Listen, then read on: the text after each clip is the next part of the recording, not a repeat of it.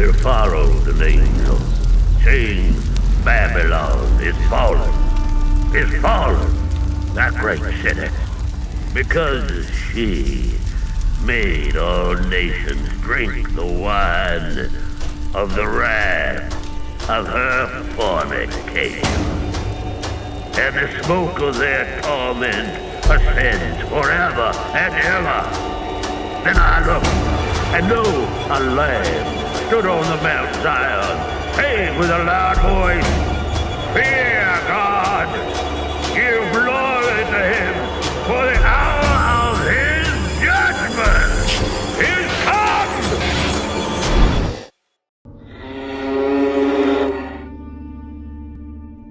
It all started in 2013 when I started watching more YouTube and tuned in to the gameplay of PewDiePie.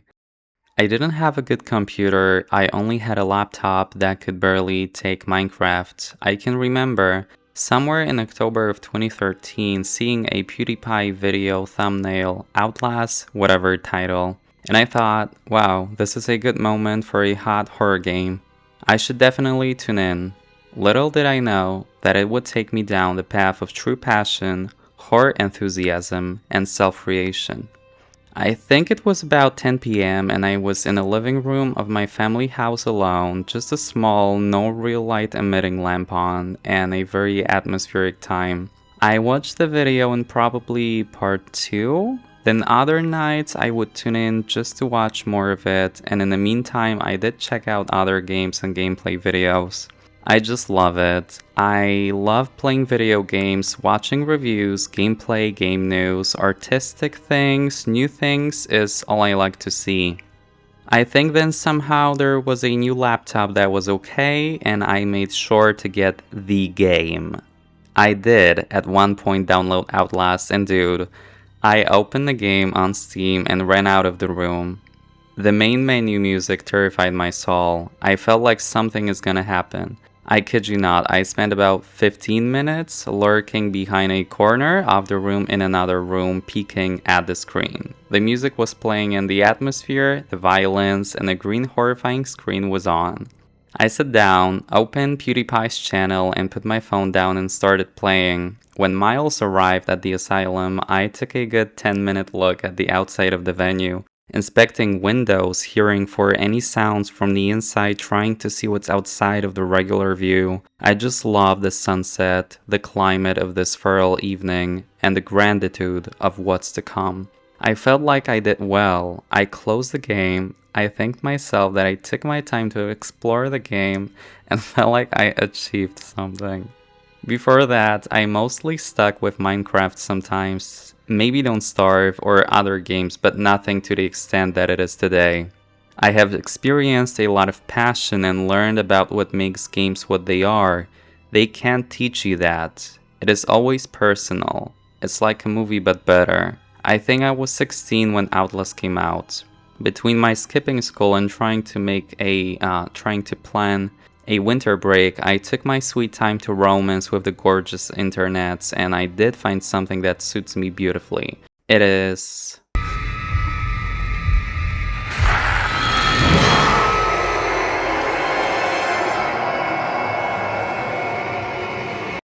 This is a very personal video. In this video, I will be talking about uncensored opinions of yours truly, how the games behave and what they do that I adore, and what I think about the franchise. You have been warned.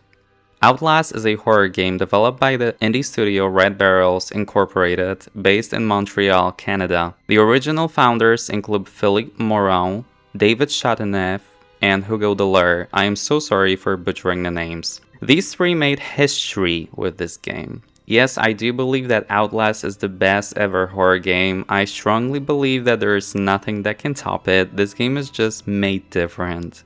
The three maniacs had previously worked at Ubisoft and EA and found it hard to express themselves because of the industry deadlines, policy, and a business-oriented approach to gaming.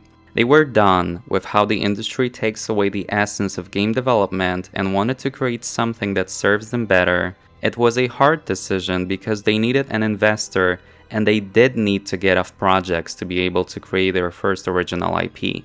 The money was tight, and they worked with a couple people to really make the game what it is. The team that originally developed Outlast consisted of roughly 10 people. Shout out to the sound composer Samuel Laflamme, as he is responsible for delivering the beauty of these haunting harmonies right into our broken minds. The development was a major risk because of the professional, personal, and financial situation of the founders. A small studio with a big dream and a big loan. Deadlines and doubt creeping in from each direction. Horror gaming was gaining popularity in the early 2010s, so the hype of the genre definitely kept on delivering proper morality to the visionaries of Painted Barrels. The game was developed in around 12 to 14 months and cost over $1 million Canadian to make. The developer team took their life savings, loans, and an investor, Canada Media Fund, a lot of hard and passionate work, days and nights, and career risk to make this gem what it is today. The game was revealed in 2012 and produced a very famous YouTube trailer. Then, a major attention grab played its role at the 2013 E3, where the whole world saw the game's potential live. People were talking about this game like it was the Queen getting married. Everyone knew this title. This was the hottest thing around at the time. Finally, after much sweat, tears of joy, and commitment, the game Outlast was released for PC on September 4th, 2013, Wednesday. I like that because I was born on a Wednesday, no pun intended. The game has sold over 15 million copies worldwide and remains a genre icon until today.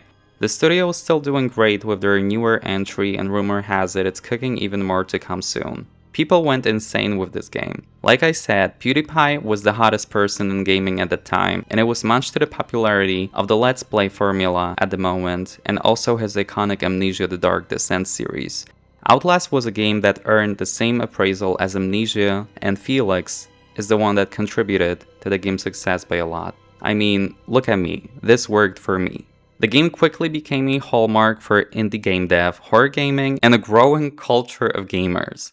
The Outlast revolves around an investigative reporter, Miles Upshur, who received an anonymous email from someone saying that there are horrible things happening at Mount Massive Asylum, and it needs to be exposed. Like any normal person, Miles took out his Wrangler and grabbed his most beloved Sony camcorder and rushed to the venue to see what the deal is all about. He needed some press, I think, because looking at his current character, I'm not sure if he would just probably quit the job if he had known. He comes up to the top of the mountain to see the gates open and the empty security hut with weirdly leftover papers and everything. He takes out the email and makes sure he has everything that he needs for his new hotshot. We leave the car and go through the person gate and need to find a way in. We can see that the place is nothing less of stunning. By the way, it was based off Richardson Olmsted Complex in Buffalo, New York, which is now a historic landmark. The place was operated as an asylum for the criminally insane and reopened by Murkoff Corporation. There are incidents in the past, but they were mitigated. The company will be hopping in many times in this story. The young journalist makes his way under a distorted gate and over the scaffolding into a devastated room. The lights go out and the atmosphere gets tense by the minute. We must use our recorder to be able to see in the dark. It has night vision, the signature Outlast mechanic. Our mission is to record as much as possible, take notes, gather evidence, and get the hell out of here. We enter a room with a very haunted TV. Then we take the corridor to learn that something happened here, and maybe it's not the best time to come here. We can see someone lock themselves in the bathroom, and our only choice is either to take an old van or go back and drive away. What do? Of course, we take the van. Upon moving through, we can see a silhouette running through the hallway on the other end of the hall and make it down of the vent. There is a very dramatic jump scare at the library entrance, but we manage through it only to see a collection of hats on shelves as if it's the new hottest thing. What we don't expect is a special tactics soldier impaled with a wooden pole, half alive, trying to warn us against going forward. They killed us. You got out. The variants. You can't fight them. You have to hide. You can unlock the main doors. for security control.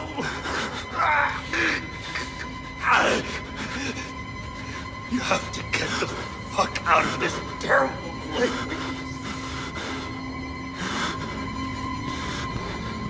Yes, I think this is enough for anyone to GTFO of that hellhole. But no, we're going. You could just literally break one door and go, but no, you just had to do it. You just had to. After we completely disregard the death threat, we can leave the room to hear chains and distorted speech appearing and disappearing quickly. Moving on, we go to the other side of the hall and... Little pig.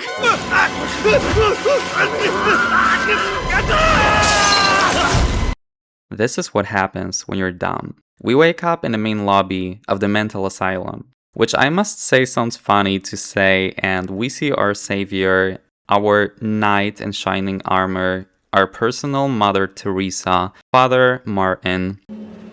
And who are you, then?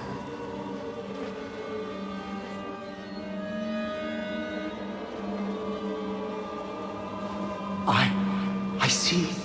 Merciful God, you have sent me an apostle. Guard your life, son. You have a calling. A patient with a great calling in helping us with his might and power and devotion. He believes we have a mission to fulfill and he makes sure we stay safe, or not, depending on the chapter. We wake up a little after that and we must find a way out of here, you know, for balance. First in, now out. We navigate through the godforsaken halls and rooms and see that the place has been completely trashed. There is blood just about everywhere. We go to the West Wing to see guys watch a static, and I went insane for the first time I played because I went into the room crouching backwards away from the wheelchair dude. But right fucking into the room full of psychos. Okay. I stood up, froze, and literally waited 1 minute because I just thought that it's one of those moments when you still somehow haven't crossed the NPC sequence and you're weirdly on the verge of it. But yeah, it was scripted. After I got the security pass, I was sure those guys are gonna just go insane. I mean more than they already are, but no. I was like, okay, and then this guy wanted something.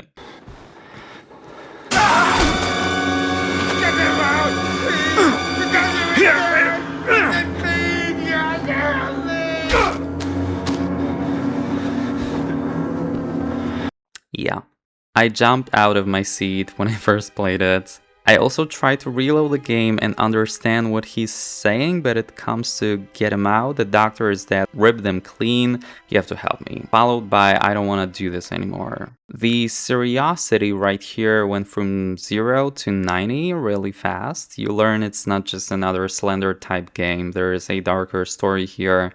And I do mean the original Slender. I know there's different stories, but what I mean is like a general, kind of like a generic, really, horror.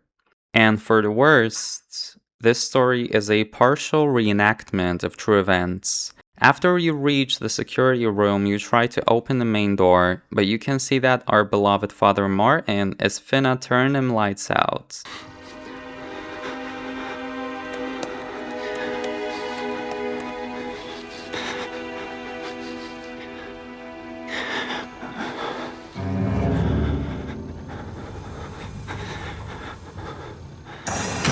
We have to restore the power in the basement, but what is that?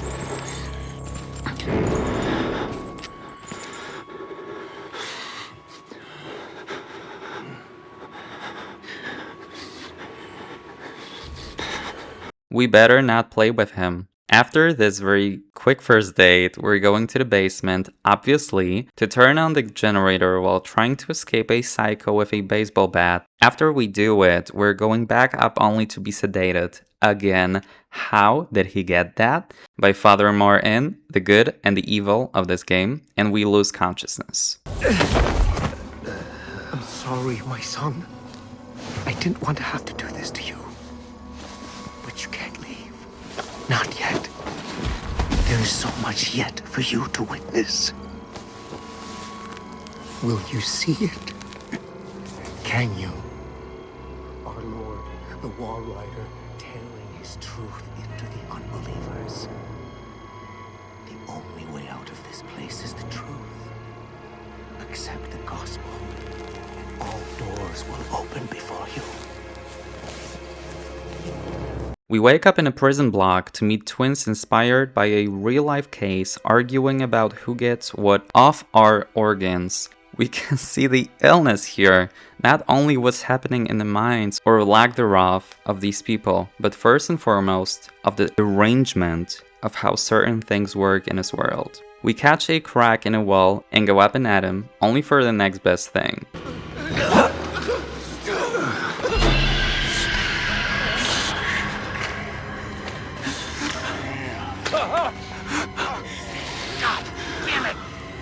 What is the matter with you?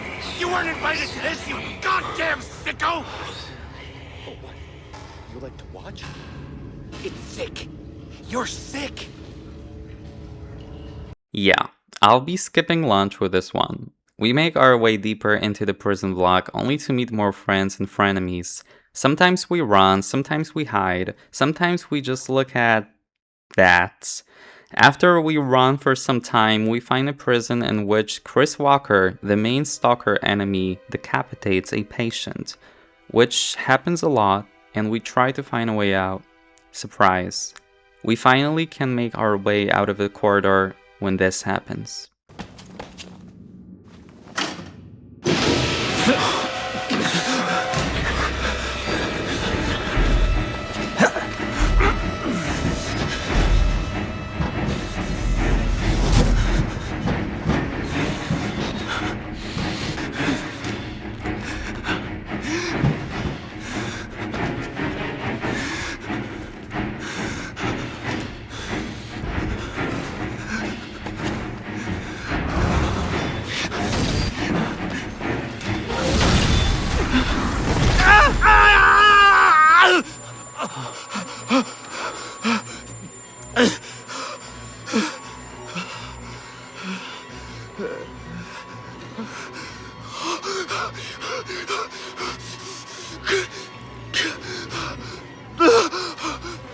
We get up from the pile of dead picked bodies and must escape the walking hazard. After we lose him, we must make our way out of the prison block. We go down and see the writing in blood saying, "Wall Rider." What could that be?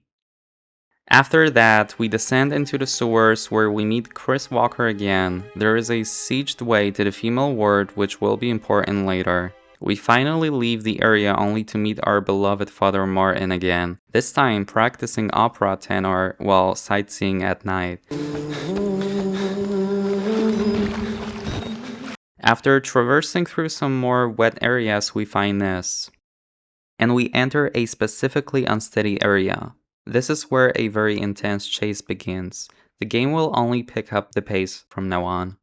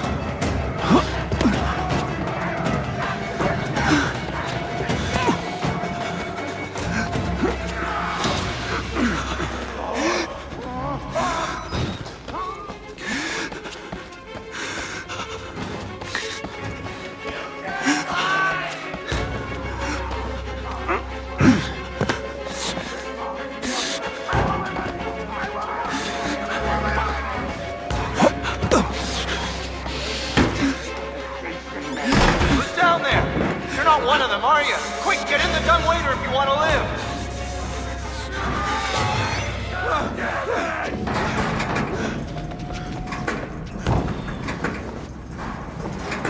You made the right choice here, buddy. Hey, you're the bullshit priest's guy, aren't you? His witness or whatever. You must be exhausted. Well, let's take a break, huh, buddy? The old 2-martini lunch? Have a little confab, blah, blah. Heavier than you look. A little cardio in there. Okay, here we go, arms and legs inside the car at all times.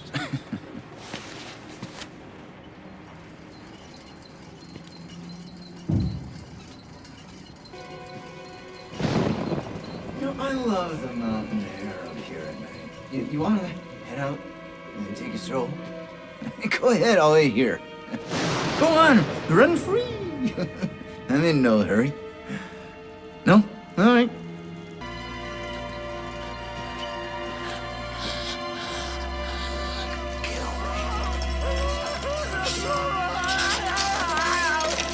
Probably not tongue any use anyway. Truth be told, I was just trying to look at your stance.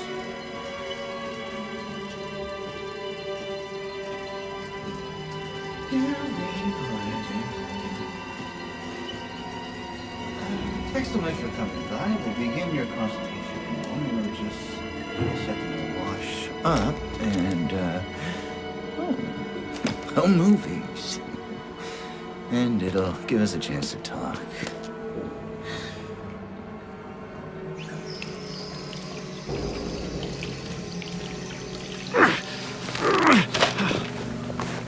You know, I'm a bit worried how much time you've been spending with Father Martin. I hope you haven't been letting him confuse you with all his holier-than-thou Bible thumping. No offense to the man, but I sometimes worry he might just be a little bit crazy. It's understandable. People get scared. They just like to turn to God as anything else. I mean, God died with the goldsmith. We're on to a more concrete faith now. You have to rob Paul to pay Peter. There's no other way. Murder in it is the simplest form, but what happens when all money's gone? Well, money becomes a matter of faith. And that's what I'm here for. To make you believe. You paying attention? Don't pass out on me. There's so much for you to absorb.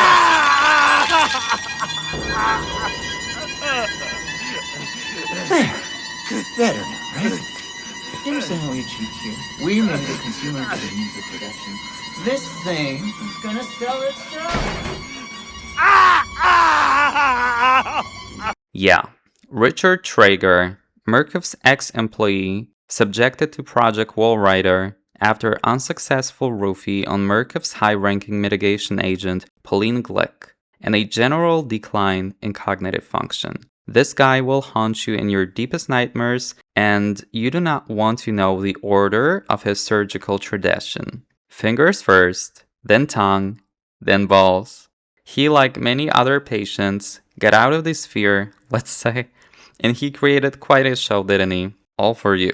After we release ourselves somehow from the chair, we can meet an interesting person in the male ward. He gives us some information about what is happening in this godforsaken place.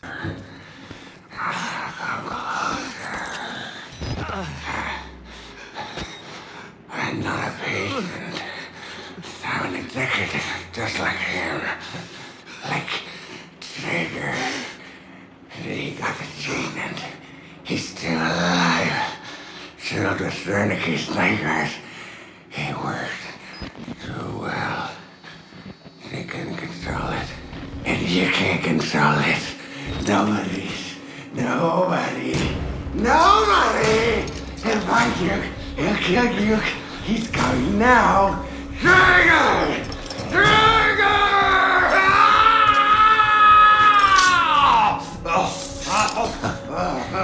I see what's happening here. You want a little attention. Perfectly understandable. I'm here for you. I'll give you very special attention.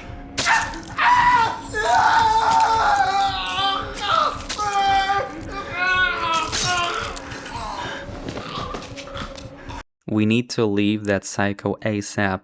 After we find the elevator key, this happens.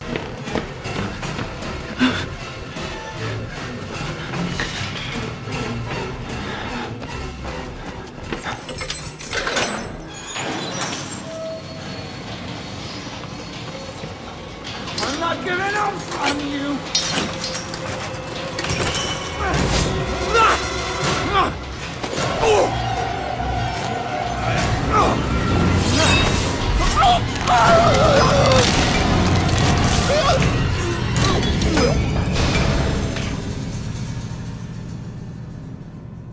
This is just a brim of what Murkoff has in store. This corporation has been in business for decades now and will stop at nothing for money, power, and connections. The Mount Massive incident is not the first one that happened, and it surely will not be the last one. Being almost insane, Miles meets Father Martin again. Thank God you survived. I feared that secular maniac would carve you up like the others. Meet me outside. We're close now. The fact that we go back outside and then inside is just fucking ridiculous now. Who would do that? I guess Miles? Trying to make our way out, we meet someone who gives us a good understanding of how the world operates and what it feels like to be subject to those unthinkable circumstances.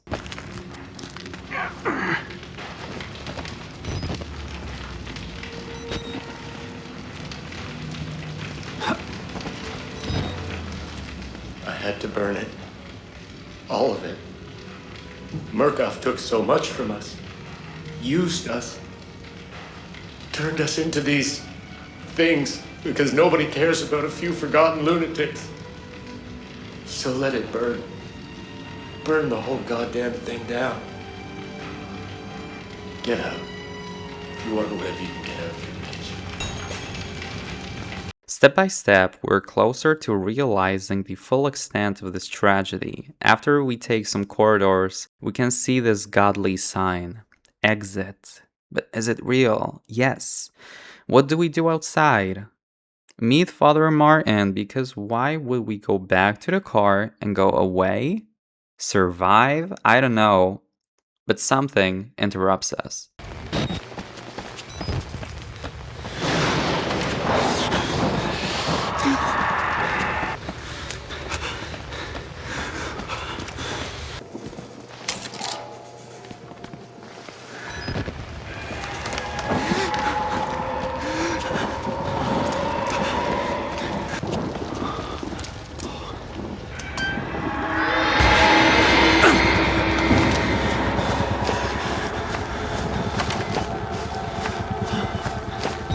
This does not really match what we're experiencing in this nightmare. What is this? What is happening here? Father Martin has something to say about it.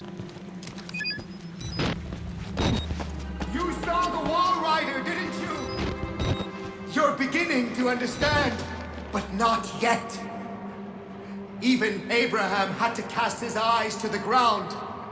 But soon, this way. Revelation is at hand! In this section, we lose our camera and have to run multiple floors to catch it. That is no big deal compared to what we've been doing lately. Every once in a while, we get some friendly cheerleading here and there. Only one way out, only one way. We can progressively see that Father Martin is quite a celebrity around here. You're here? Yes, I'm supposed to tell you. The key to the house of God is in the theater, behind the light. In the theater, behind the light. You have to see the movie, so that's where I left the card. Okay? I need your help. Where are you? Yes, honey. While on our quest for the key to the house of God, we can hear some beautiful music.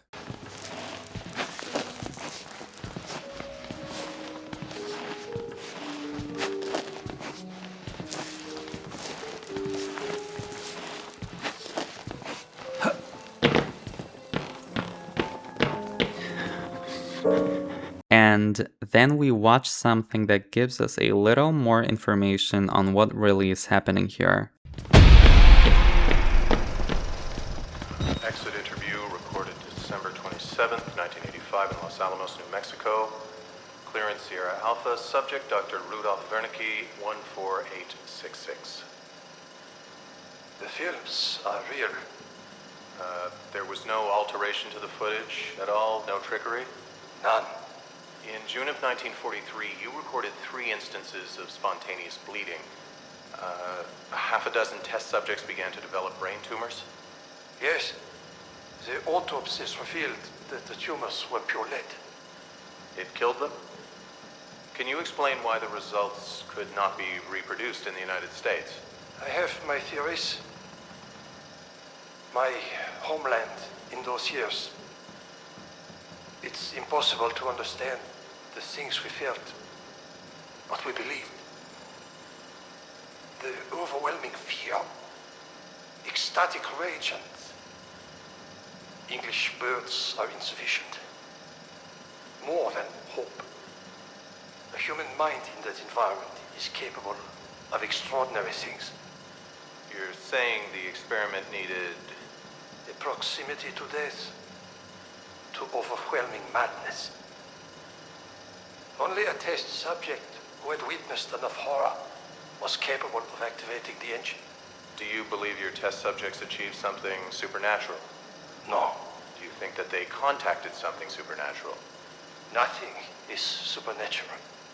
Then what was it? You said Project Walrider was a gateway. A gateway to what? Once we are able to enter the upper floors of the admin block, we can see that the scenery becomes more holy. There is a ceremony brewing, and this show is the biggest one this place has ever seen.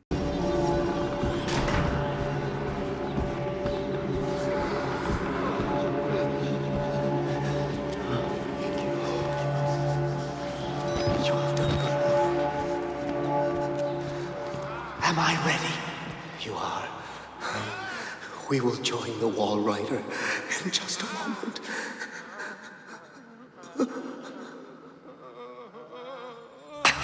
My Job, you alone shall escape to tell them.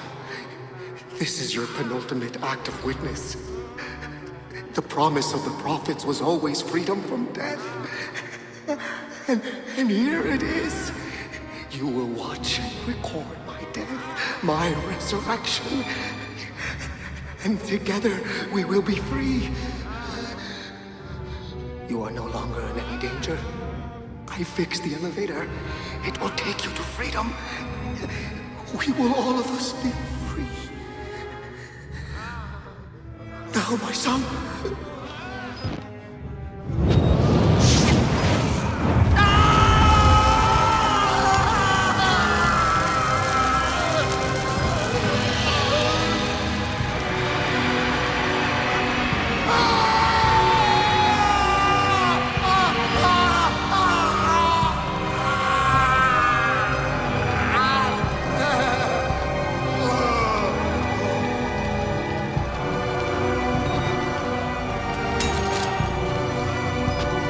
After we make it to the elevator, like we could not earlier, the elevator does not stop there. It goes all the way down. And there you go, welcome to Snow Lab. When we arrive in the laboratory, we can see bodies scattered all around and something is following us. We must make it out. At some point, Mr. Peggy is here for us. But wait, there's more. We get pig slushy free of charge.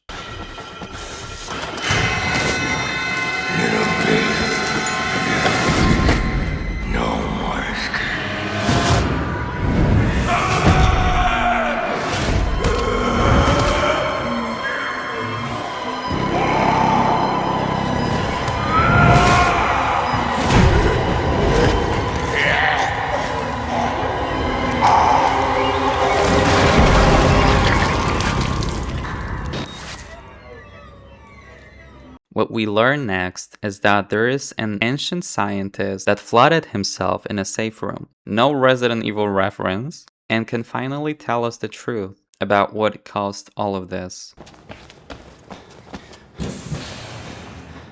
I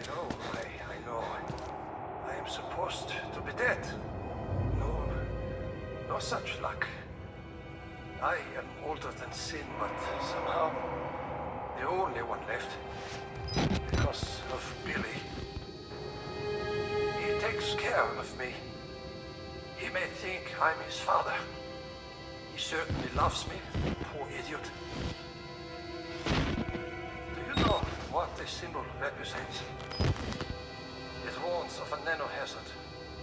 Microscopic machines. Technology we have had for decades but never mastered.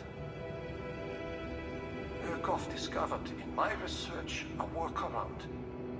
Turning the cells in a human body into nanofactories. It's the natural function of cells to produce molecules, but through psychosomatic direction, we engineered the precise molecules necessary.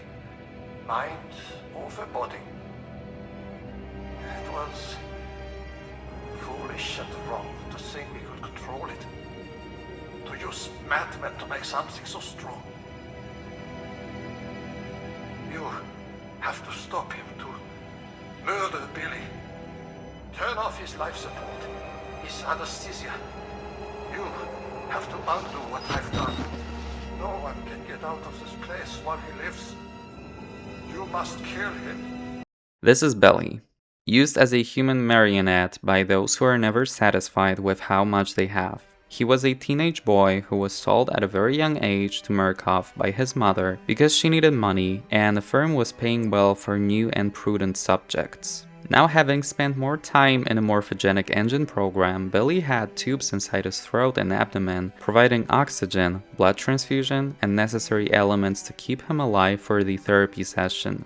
Murkoff is trying to experiment with human consciousness and the power to possess presence over body. The doctor believed that humans are capable of projecting their mind and will outside of their body, thus gaining control of anything they focus on. This is why the subjects are watching sets of hypnotic sequences in a state of lack of physical stimuli, which translates to being hung up and administered in a sphere filled with liquid. This pseudo-scientific military program was ongoing for some time now, and Project Walrider is the codename for it. Miles needs to learn that the creature after him is the Walrider, and he realizes that he needs to disable the subject's life support so that he stops the projection and this nightmare ends. After successfully turning off power and being able to disable the morphogenic sphere, Billy struggles and a system leads to the failure of his encasement and thus his death. But the story isn't over yet.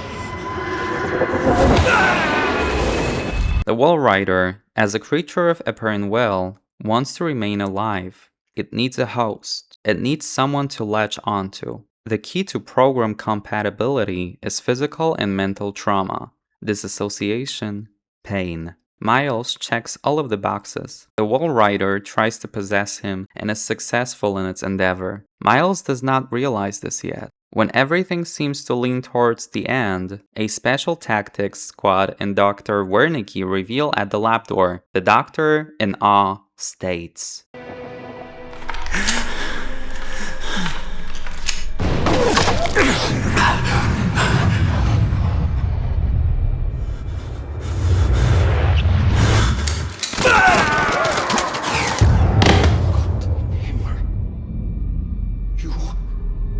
Becomes a host.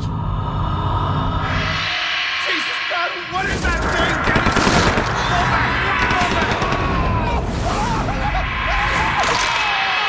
and Miles gets taken down by machine guns. After this, the screen fades to black, but it is apparent that the creature kills everyone. There are no survivors of Mount Massive. Everything is gone. This story ties well in the DLC that correlates with the main plot while complementing it in real time. When I was a boy, my mother often said to me, "Get married, boy, and see how happy you will be." I have looked all over, but no girlie can I find who seems to be just like the little girl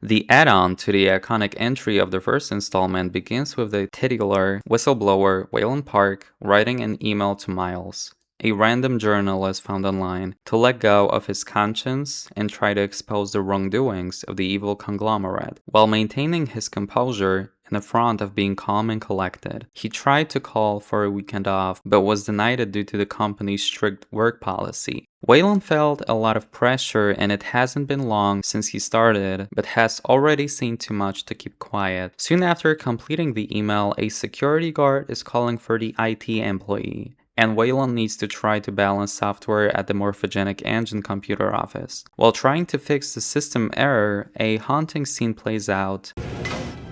Ah, fuck. You're cutting it close. Next patient's incoming and arterial spin still dark. We need you at the front terminal. Ah, for fuck's sake. They've got Gluskin out of his cell. Page him again. We need this Park guy in here. Park! Where have you been? Functional imaging and faces and talking to the ASL. We got a patient 30 seconds out and we're blind inside his head. Call into the chamber. Ask them to delay. No, I don't need another performance evaluation. Mr. Park here is gonna have us up and running before we even know it. Right, Mr. Park?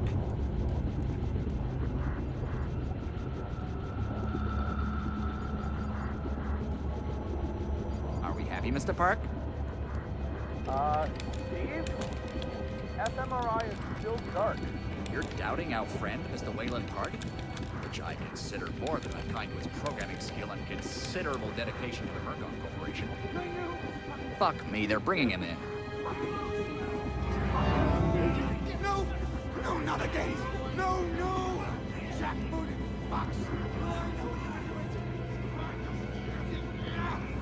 Help! Help me! Help me! They're gonna rape me! Ray! Ray! Help me! Don't let them do this! Don't let them... You! I know you can stop this! You have to help me! You have Hey! Calm yourself. This is a high security... It's all right, Agent. Mr. Park was just surprised. I'm sure he's still calm and eager to finish his work.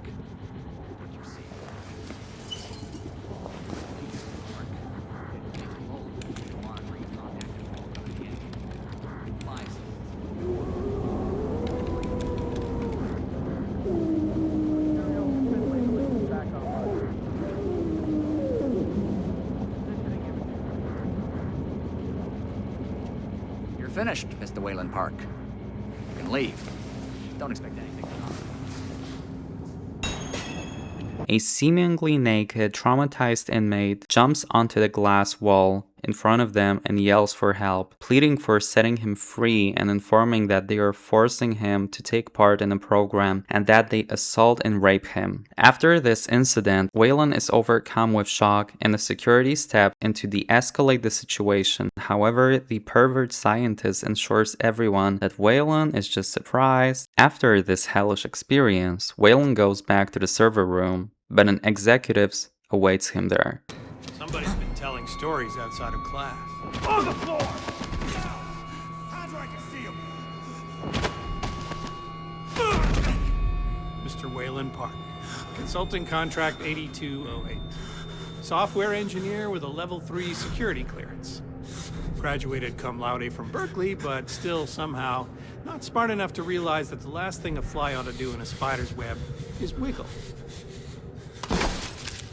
Somehow dumb enough to think that a borrowed laptop, onion router, and firewall patch would be enough to fool the world's leading supplier of biometric security. Stupid, Mr. Park. More than stupid. In fact, that was crazy. I'm afraid we're going to have you committed. Mr. Park, will you willingly submit to forced confinement? Did you hear that, Agent? He said yes, Mr. Blair. Great. Oh, and, did I just hear Mr. Waylon Park volunteer for the morphogenic engine program? Well, that's what I heard, Mr. Blair. That was brave indeed, Waylon. The Murkoff Corporation and the onward march of science both appreciate your bravery and sacrifice. Maybe you could administer Mr. Park here a light anesthetic. Gladly.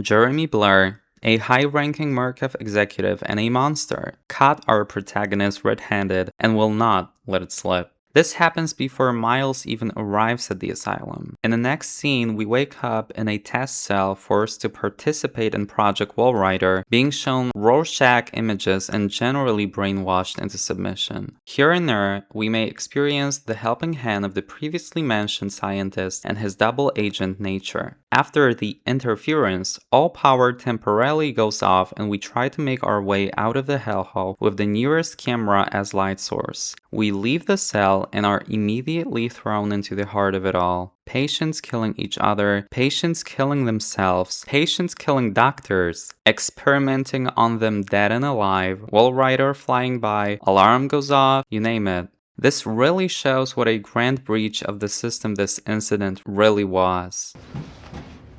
Bad idea. We get out of here through reception and let Merc Tactical clean it up. If they get here in time. We need help now. If we get them on the radio, the National Guard could be here with it. We don't even know the radio works.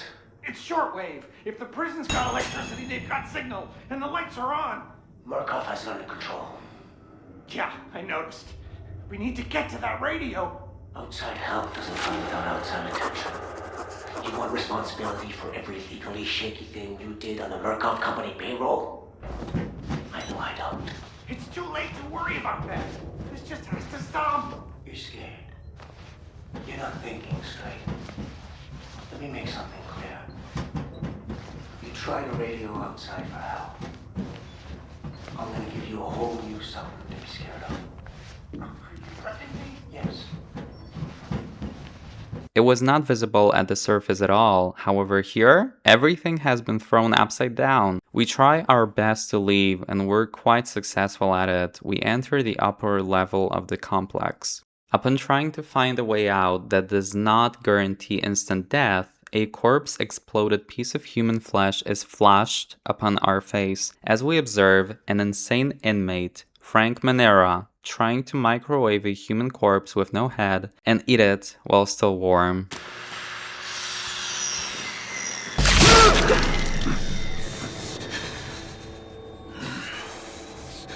Don't you look at us. I love him. This is one of the main antagonists of this DLC.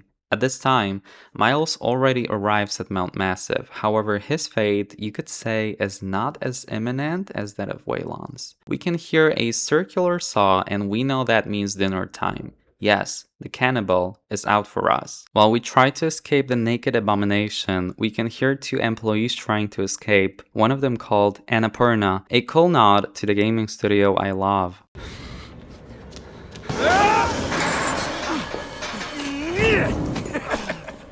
The meat is mine.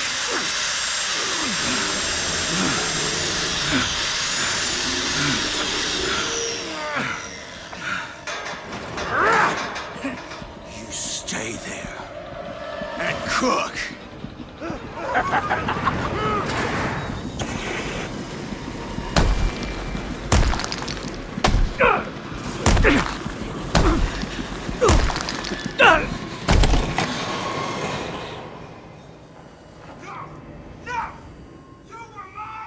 After escaping the meat lover, we find ourselves outside in a recreation area. This environment is very reminiscent of Silent Hill 1. In all this fog, a fascinating reflection takes place. Don't trust them. They'll tell you it's science, but it's not. They were waiting for us in this place. Billy understood. They've always been here. After making it to the radio block and trying to reach 911, we are ambushed by Blair again.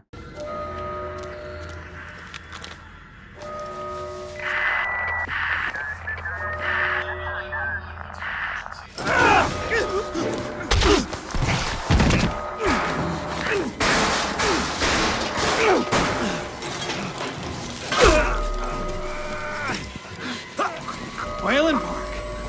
You couldn't just...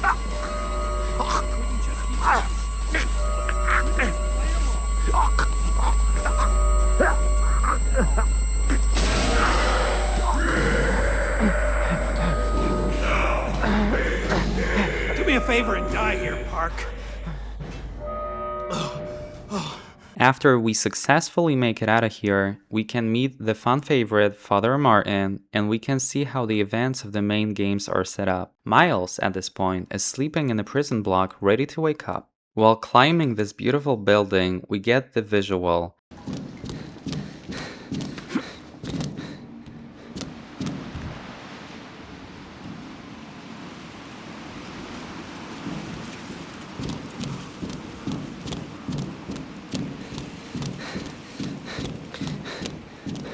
And also this happens.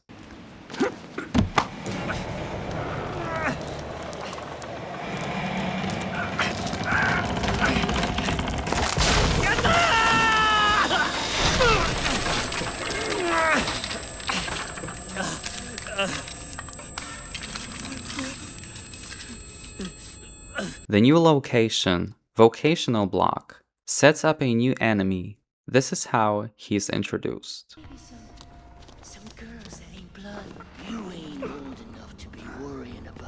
By this, we do know that something is wrong, something is about to go down, but what?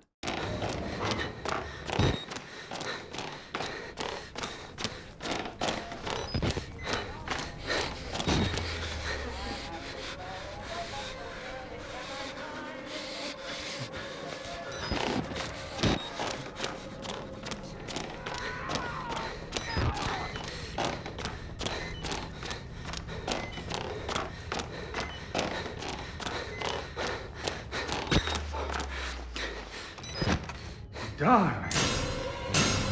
This is Eddie Gluskin, a groom to his bride, a man to his calling, a band-aid to a wound, a future to your past, and your ultimate dream, except he wants to perform a transgender surgery on you. This is the man we've seen in the lab, next to the glass wall the shock Waylon went through before. He's psychotic, and he wishes to find the best bride and live happy ever after. We must escape this madness or we're getting married, and I ain't doing that. He has performed heinous acts of surgery on a lot of other people in this facility. All of this leads to this iconic scene.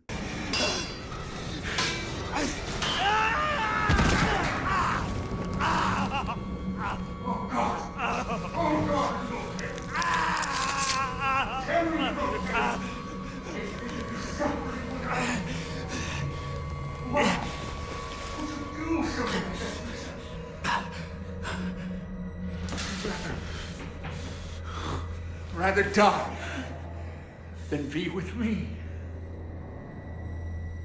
Than die.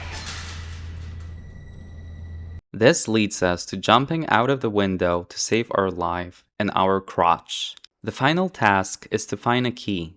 We try to locate it and stumble upon an interesting room.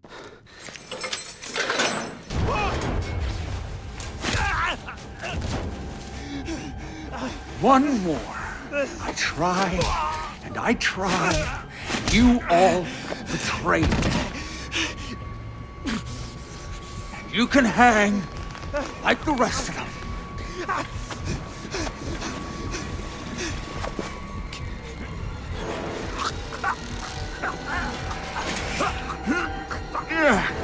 Heavier than you look. If this is you on the honeymoon, I'd hate to imagine our anniversary.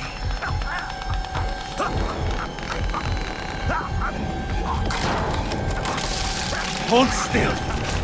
God damn it, what are you? No, damn it, darling.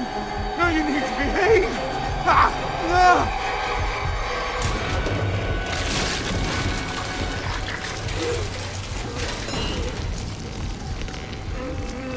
We could have been beautiful.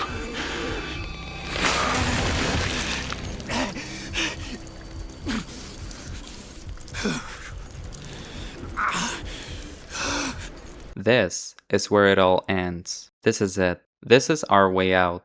We must go. We can see the fire caused by Father Martin, self-sacrifice. We can see the special tactics squad that is here to finish the job. We finally meet the location in the administration block that Miles went through in the very beginning. Such nostalgia. We may go down to the main hall and just try to go. Mr. Park. How the fuck are you still alive? Let's make a deal? You help me, I'll help you. Help me up. Die already!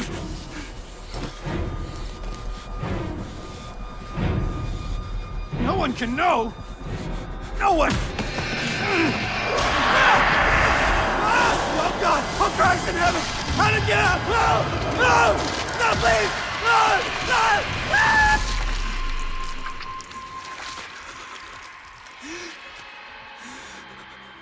Yes, at last.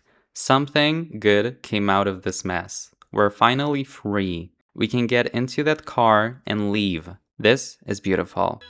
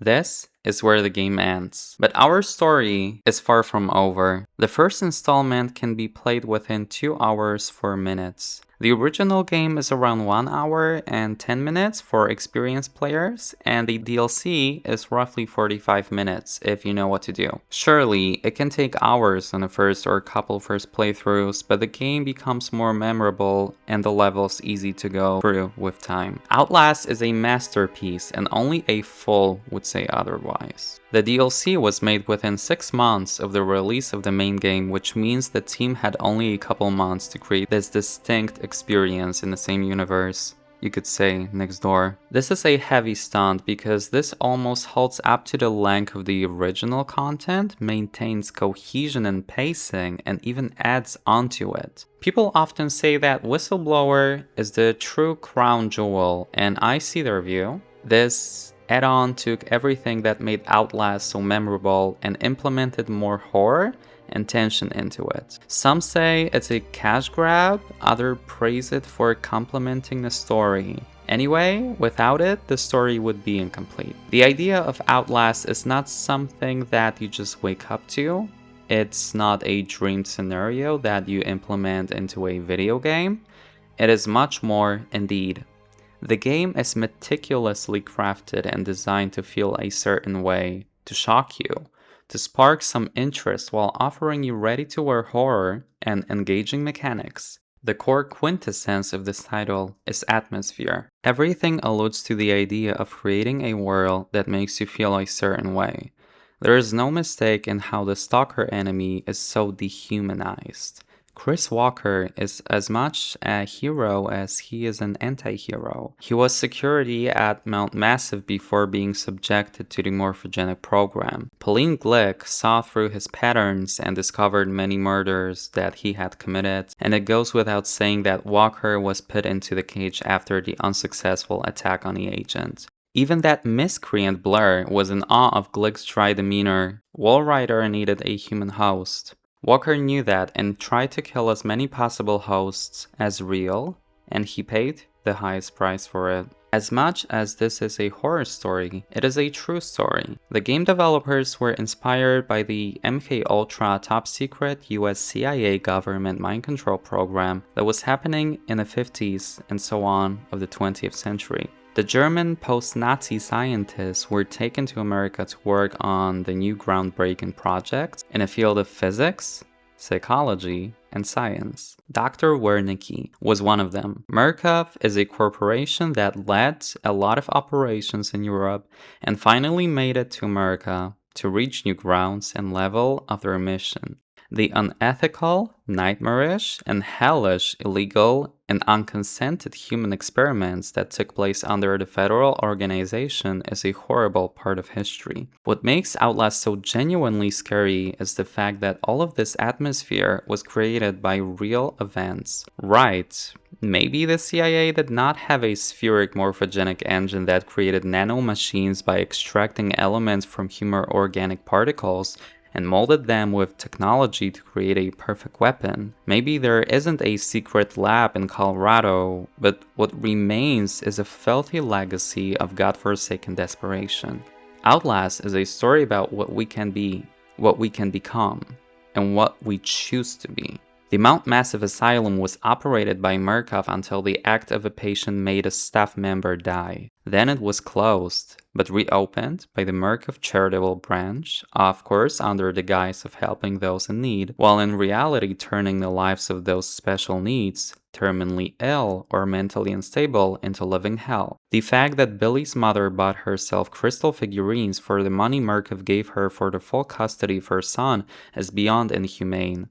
I think this is where the monster starts. Project Walrider has been a formula and a theory for ages, but with Wernicke's vision, this dream was closing reality. Consciousness that possesses limitless potential, true unbound nature. The experiment was a failure at its core, forcing people to endure painful and unnatural therapy with sensory audio-visual hypnotism, keeping them as guinea pigs and forcing their life to be out-of-body experience. Keeping them underground in a research facility while the world lives like nothing is happening. This is horror.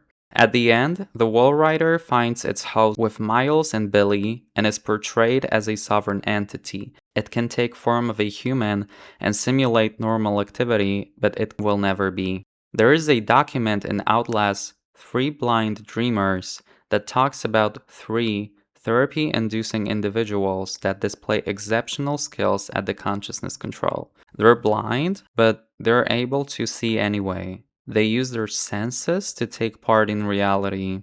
It has never been confirmed, but they are very original. We learn that those 3 blind dreamers have been transported out of Mount Massive before the incident occurred. They have been the cherry on top for the experiments run at the facility. A special clearance is required to access information about this project. They seem to possess mind, electromagnetic, and consciousness-related abilities. After the whole incident, mitigation agents Pauline Glick and Paul Marion appear at the venue and try to make sure that it doesn't cost more than it has to. Miles is presumed dead, but flew away as Walrider, and so did Billy by visiting his mother and learning that she sold him out, which led him to attack her and Pauline to try and destroy the On the Loose project. Waylon escaped successfully and met Simon Peacock, a former Murkoff employee, a whistleblower, and a survivor that helps Waylon and a couple other individuals take the big corporation down.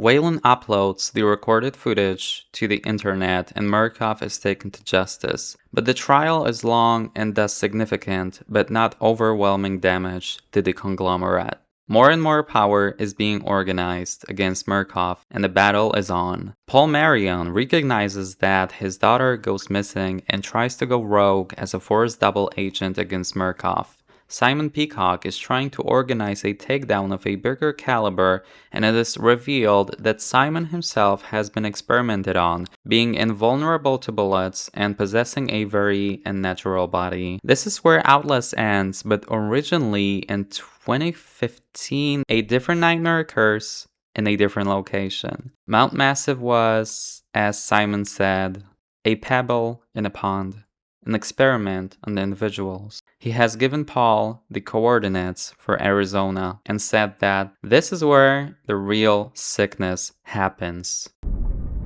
Oh, be careful, little eyes, what you see.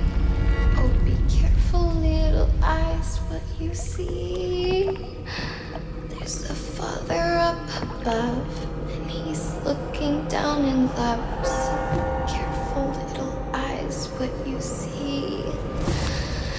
Oh, be careful, little hands, what you do. Oh, be careful, little hands, what you do. There's a Father up above, and he's looking down in love. So be careful, little hands, what you do. Oh, be careful, little mouth, what you say. Oh, be careful, little mouth, what you say. There's a Father up above, and he's looking down in love. So be careful, little mouth, what you say.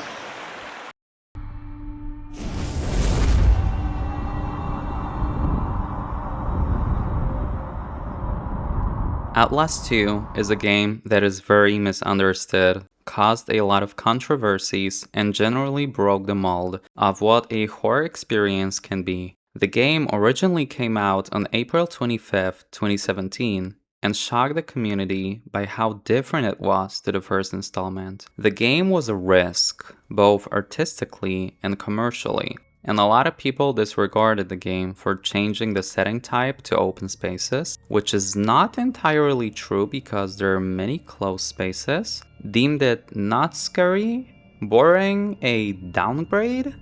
Well, I say otherwise. Outlast 2 is a fantastic entry. It has been meticulously crafted. It has very well working mechanics, cinematics, pacing is masterly. The game was completed in a little over 2 years by a studio of then around 20 people. It is a great product. It was, however, delayed from fall 2016 to spring 2017, but it only made it better. The team did their best to deliver a new experience that did not copy-paste their previous game. They took over a year to create the map and mitigate bugs. The voice acting in this game, art, and the storytelling with the complexity hits different. Welcome to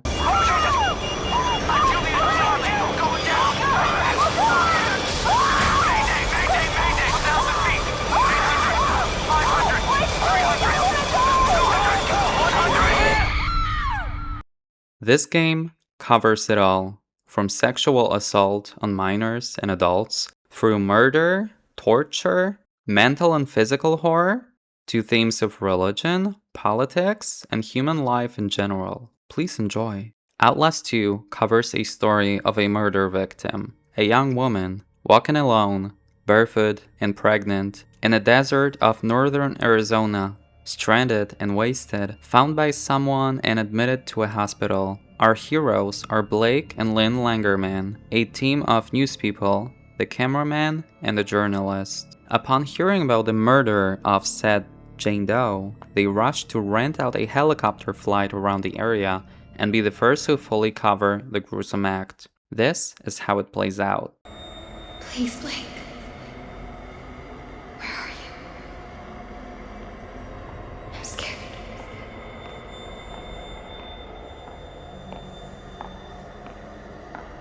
He's coming. He's here! Ah! Get away! Ah! Jesus, Blake, are you really sleeping? I'm awake. You should have slept last night. Well, I had to get that hospital footage organized.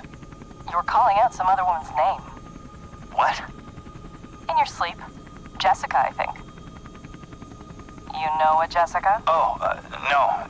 I mean, I was dreaming about Jessica Gray from when we were kids. Oh, yeah.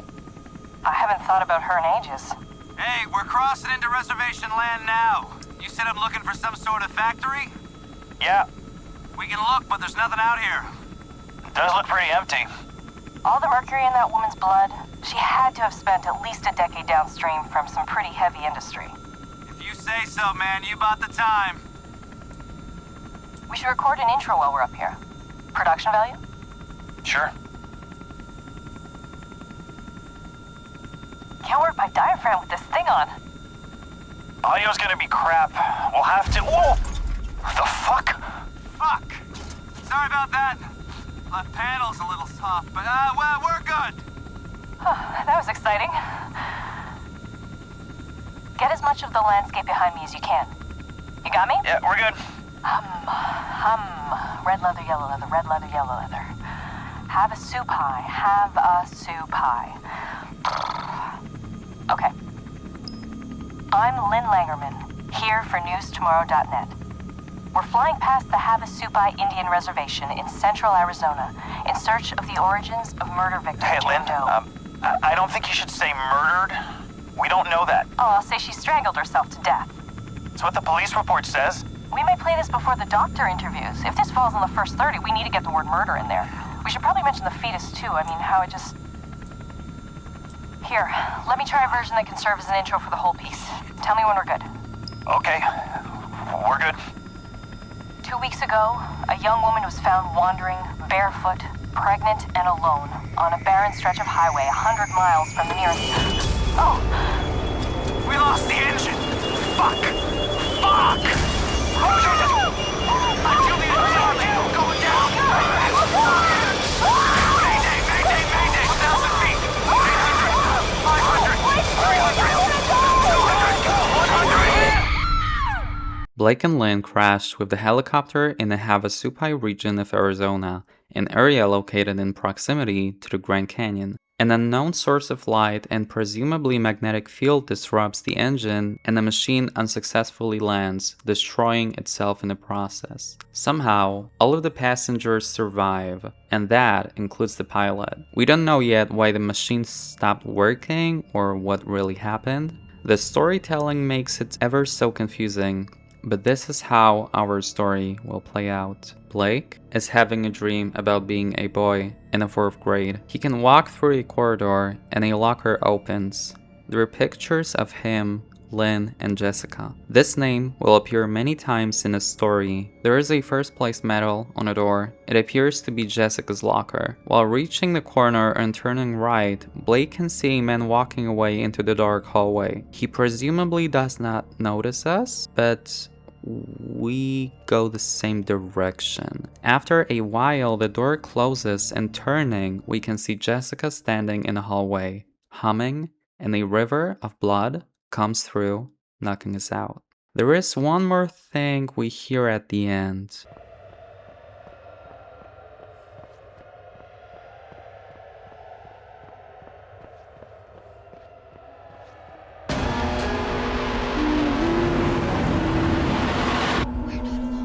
Blake wakes up from the nightmare and realizes he crashed with the helicopter in a canyon. He tries to stand up and assess the situation. Upon making it down to the wreckage, he notices that there is no bodies nearby, which means that Lynn could still be alive. Fuck the pilot.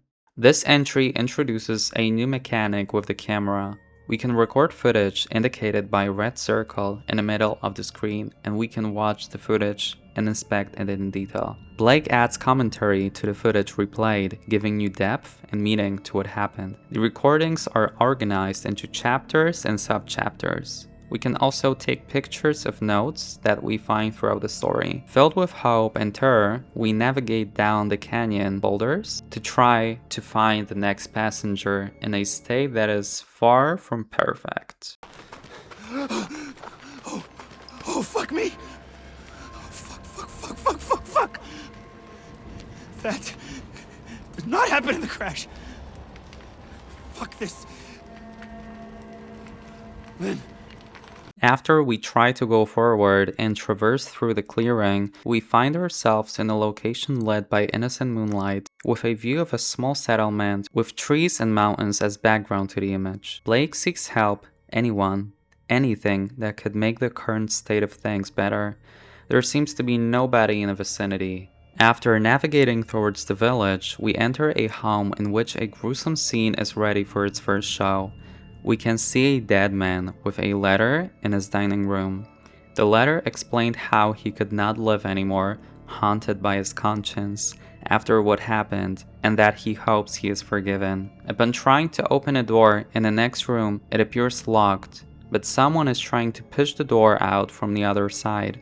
There is nothing else around, trying to go on and find something, anything that can help. We can see people in the shadows, with glowing eyes and muttering biblical lines, while trying to hide from our gaze. One of them is standing in the distance and rushes away when spotted. Upon making it to the next house, we see another letter talking about devotion to God and things that are probably limited to this area, not entirely understanding what's happening. There is a dead body covered in mud and sticks in front of the house. Continuing on, we encounter a tragedy wall with dolls, candles, and pictures of children. This is truly creepy and a form of foreshadowing for the upcoming events. After we make it through another house, we find ourselves on a path. Around us, there are eyes sometimes. We can see them in the dark, glowing and watching. We can take the path to the end and see a small structure with a writing, Satanas Enimikai Dei. This is when we know something will go down. We make it down and see a bloody crypt with midwife's lament. We take the right and this happens. What an...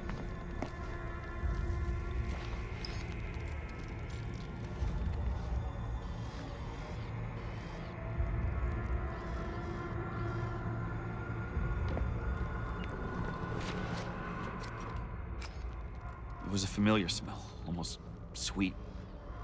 They killed their children. God! By the way, the signage means Satan, enemy of God. The community burned their children. The enemy must wait in their innocent minds, and we must purify them. Blake leaves the ceremony pit. He makes it through the fence and hears weird chanting.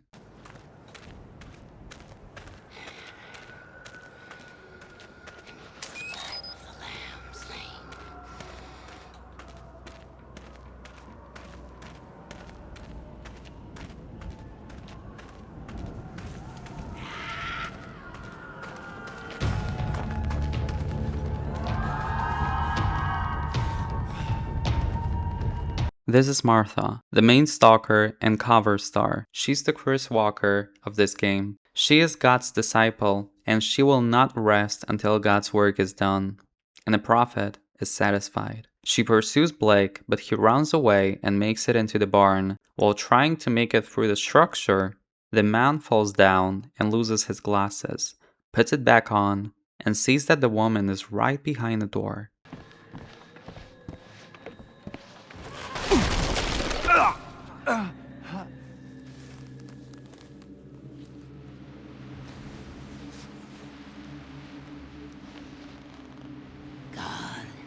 Oh, Jesus! Who? Then you'll have. God wants me dead? Okay. This is another mechanic, losing glasses. There was a concept of Blake losing his glasses and trying to find them, but it was reworked and never made it into the final game. Blake is alright with the fact that God wants him dead. We go through a set of houses in which we learn that there's one more mechanic that has to do with our camera, the microphone. We can switch it on and off and see where the sound is coming from, how strong it is, and try to hear more clearly in certain situations. After we run through the place and see the cultists run our way, a big bright light comes upon us with a horn sound, rendering it impossible to act in the time. This is exactly the same thing that brought us here. What is that? The village people are having hallucinations, mumbling something to people that are not there, convulsing on the ground or gesticulating about something. It seems that the light disrupted their perception of reality and they are now experiencing something completely different. This allows us to move on. After we make it up, we can see a small church and hear a man preach about faith and something that breaks the silence. Lynn's voice. Hate this world. And you know what God says. God said unto Moses, I am than I am, and that's all there is to it. We stand in opposition to the Antichrist. If we hope to be them, we cannot only try to lie to Jesus. It's enormous. Some sort of hillbilly Vatican. How could all of this have been here and nobody knows about it? God has sent us this woman. Lynn! Paul, like a rebellious angel from the sky.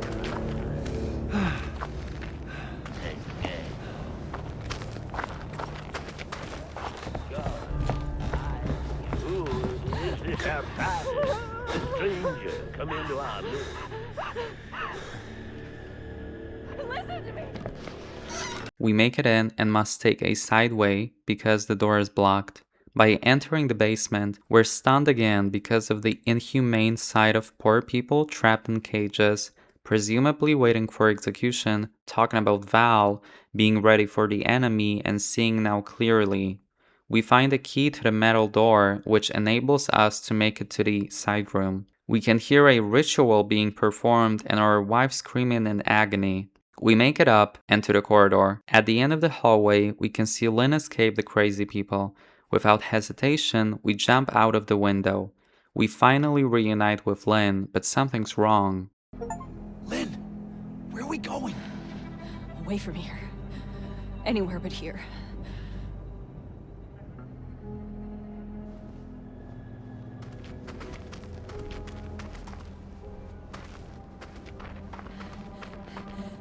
Ah! Oh, God!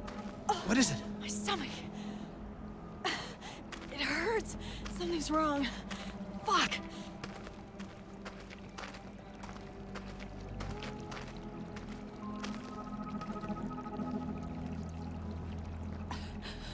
I have to stop. I need... Oh, God. Jesus Christ, Lynn! What's happening here? I thought you were dead. When you fell, I thought we were all dead. It's okay. I'm here. We're gonna get out of here, okay? God. What did they do to you? I can't talk about it. Lynn. Please. I have news, Graham. Please don't ask me. This evening, after all these years. They're coming. After all They're coming.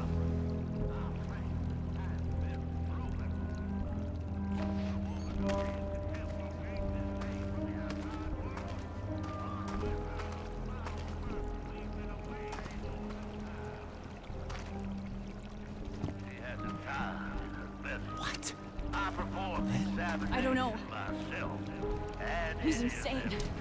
They're all fucking insane. Lynn? Please, Blake, I just want to get out of here. Are you pregnant? What the fuck is going on? I can't. Not now.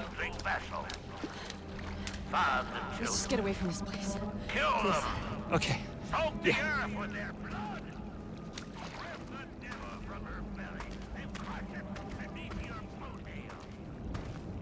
Oh, God. Stay back! We'll be gentle. Swear to fucking Christ, the first person who touches me loses their eyes. God wants... God. God wants the... child. Lynn! Hey, get off me! Get off me! Lynn! Lynn! No, you... No! You motherfuckers! No! Get off me! You leave her alone! Leave her alone! Lynn! Lynn!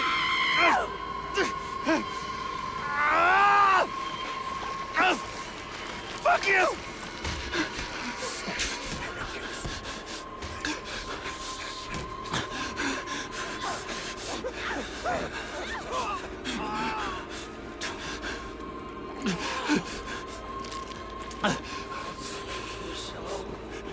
I've watched my father fuck your god to death. Blake! Blake! Hush. Lynn, no! Wait! No, wait! Don't! There you go. No! No! Oh! For fuck's sake! Shit! Take her home. I want to share my love with the Father. Motherfucker!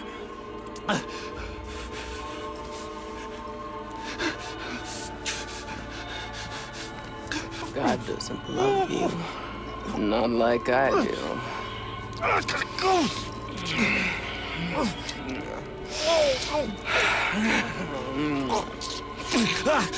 Yes, my love. Ah. We have, Mother. I think I'll see you again.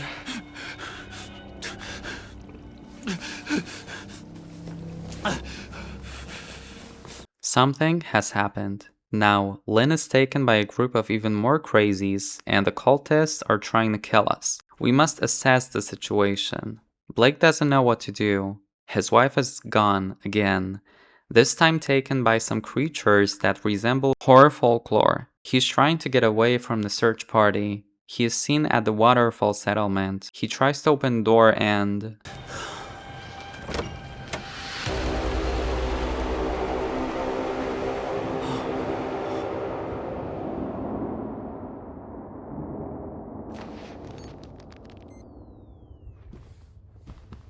What the hell? I'm dreaming. Or I'm out of my fucking mind. Music class. I'm sorry I have to do this. You should have loved me. You should have helped me. Jesus, forgive me. I don't know what to do. I'm so sorry, Jessica. I remember this.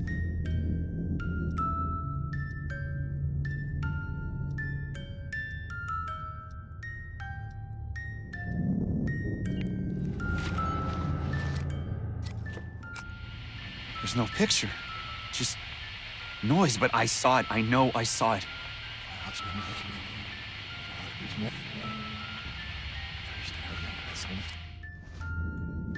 Blake is in a school again.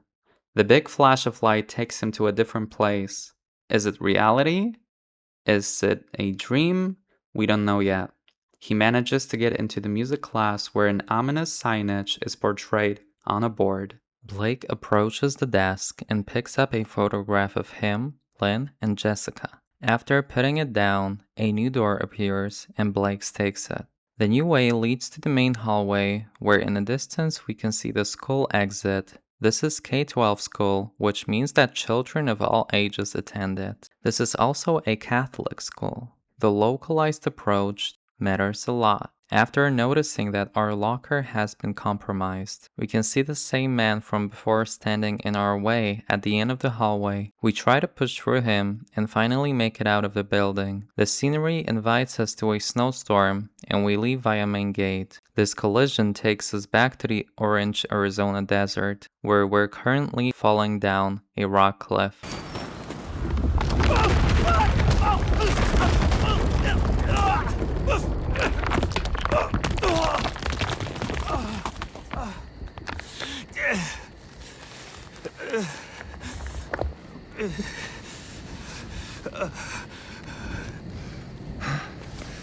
You're him, ain't you?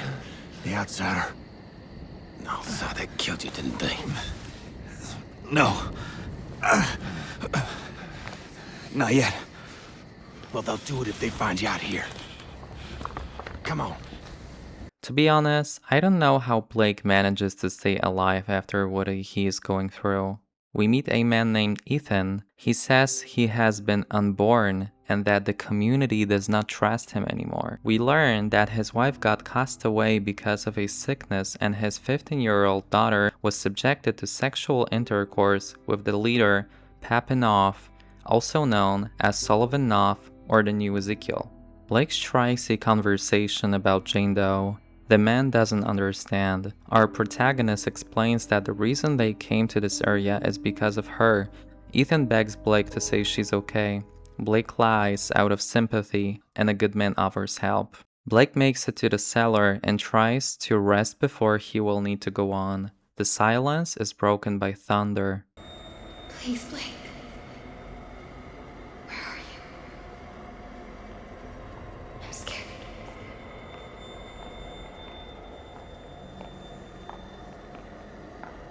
He's coming.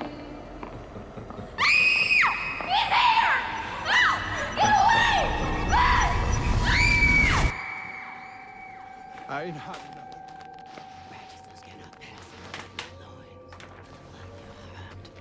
can't Papa's gospel. I copied him 100 times. If I knew where the outsider was... Prophet don't need your help in finding the devil's whore. Interrupt me. Not questions even now other heretics at chapel. God will guide. I ain't a heretic.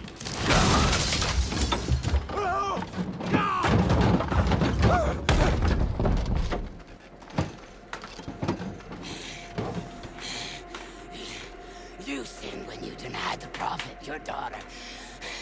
You've sinned since to deny. Please just let me talk to now. Know where the outsider is. His seed begat the enemy. God and the prophet both want. Just let me talk to now. I can explain. God don't hear dead men.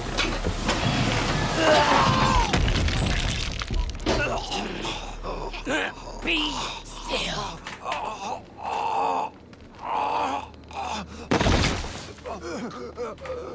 Take your penance. God loves you. God loves you.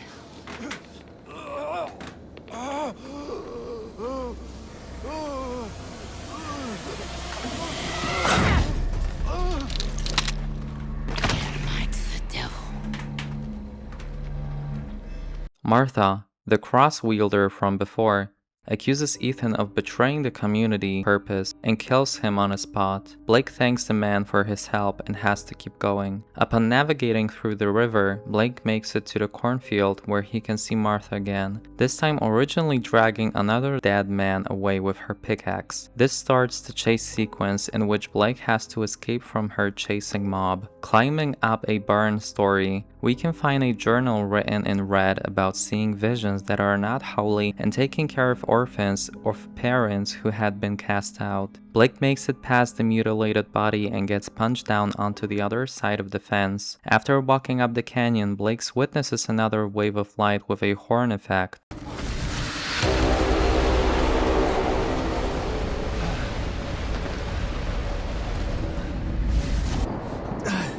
The fuck was that? Is it maybe a weather anomaly? I doubt it. All birds die and fall down around. Blake is unable to cross a bridge and takes a side route, which allows him to visit a hidden cave shrine. Church? No. It's some kind of heretic temple.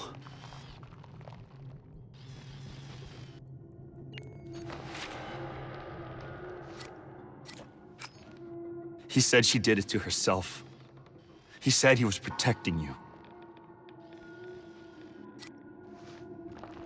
After leaving the place, Blake seems to be losing contact with said reality, seeing Jessica hanging off a tree and disappearing before long. Blake is shocked, but must continue on. He makes it to the main square of Temple Gate. While trying to evade the insane cultists, Blake hides in barrels in basements, seeing that something or someone was kept there. The basement doors often are sealed or blocked off. One of the rooms reveals a creepy drawing of a child and a monster with tentacles. After successfully turning on a generator and listening to this jam, Rejoice. Revel in the ecstasy of the Lord. The sins of Zion are bound up and all debts to God come due. There's wailing, there's pain, there's blood, but it is joy. Blake is able to escape Nuff's eye, Martha, and makes it up to the town sign. The town was established in 1971 by a group of faithful individuals in Sullivan Nuff that had a clear vision, but it felt like it was not his. More on that later. Walking around, our attention is grabbed by one thing only, the mumbling well. There seems to be Jessica's voice coming from down the well. Blake tries to inspect that. Jessica? I've lost it.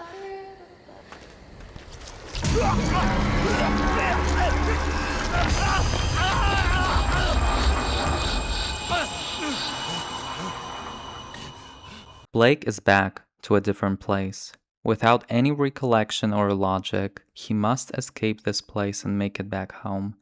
The confusion has hit the jackpot here and nothing is clear anymore. After hearing weird noises and banging, Blake falls down a vent through ceiling and finds himself in a classroom.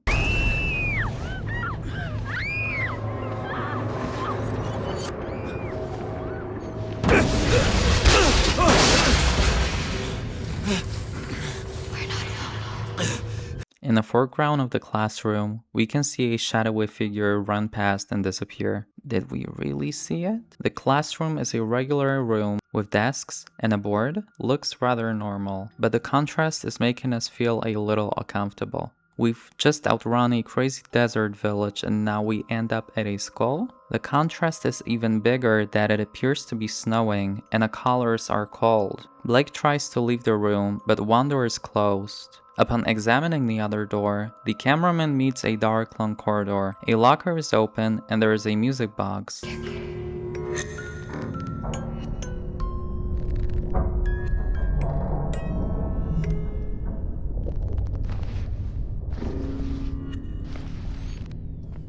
The locker has Lynn and Jessica's letters inside, and Blake recognizes that it is indeed her locker. This is the second time it appears. After playing the music box with the creepy melody, Blake finds nowhere to go.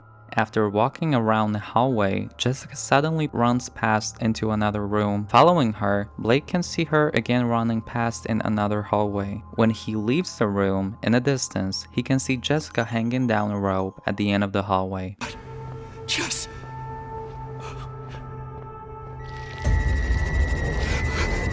Fuck. This leads to Blake trying to enter the music class. Upon opening the door, a cultist pulls him into a different room with a dead body and pushes him down the stairs. Now Blake must run through the main square and under the floor. He makes it to the underground tunnel where a woman in a godforsaken state is lying down, benches around, with a bucket of blood and feces. Blake makes it to the body dump underneath the well. This leads Blake to the next chase scene that lands him in a cult school. What is interesting here is that upon having recorded the video, the desks open up revealing nightmares hidden underneath.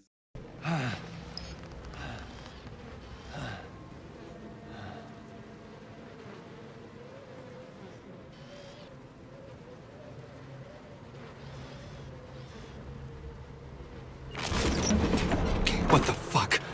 Blake makes it out and sees Martha asking him to Pray with me.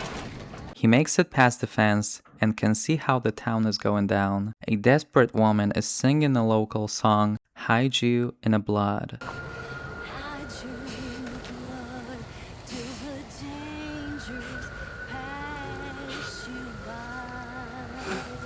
Blake makes it to a gate but needs to outrun Martha first. After giving her a boot to the face, Blake is now approaching the chapel where he can learn where Lynn is.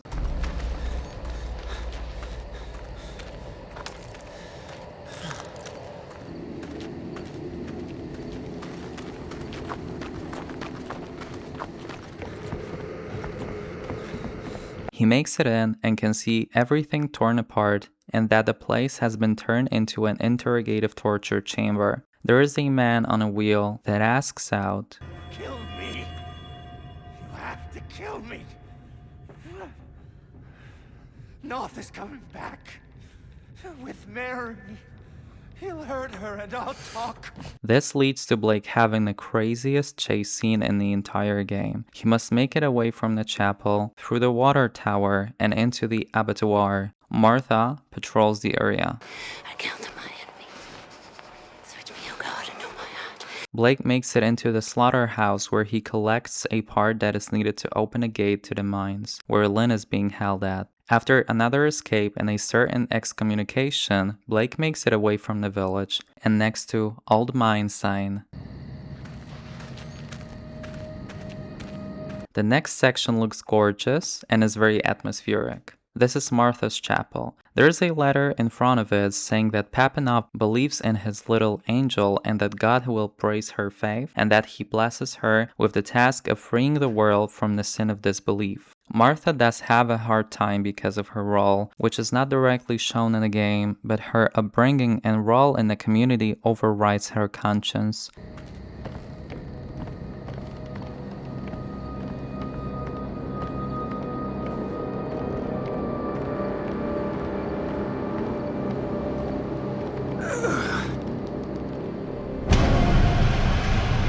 Boom.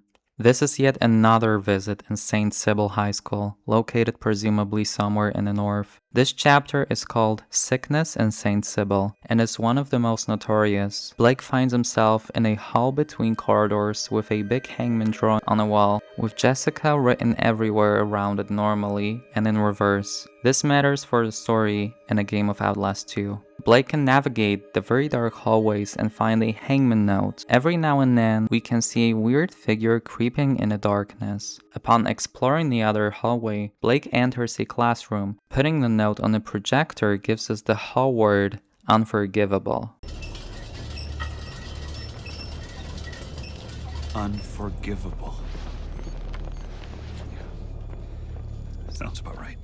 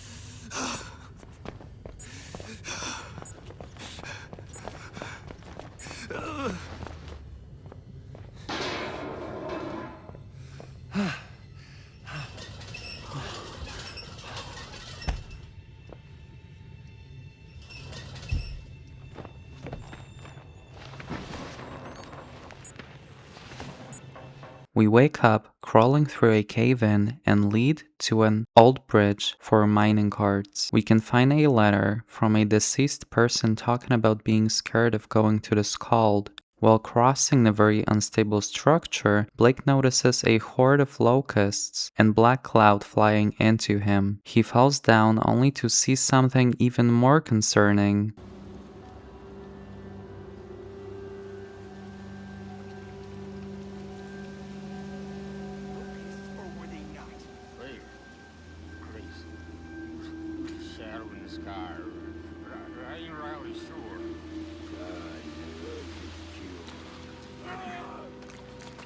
Sorry. The Grace, I'm sorry. Oh.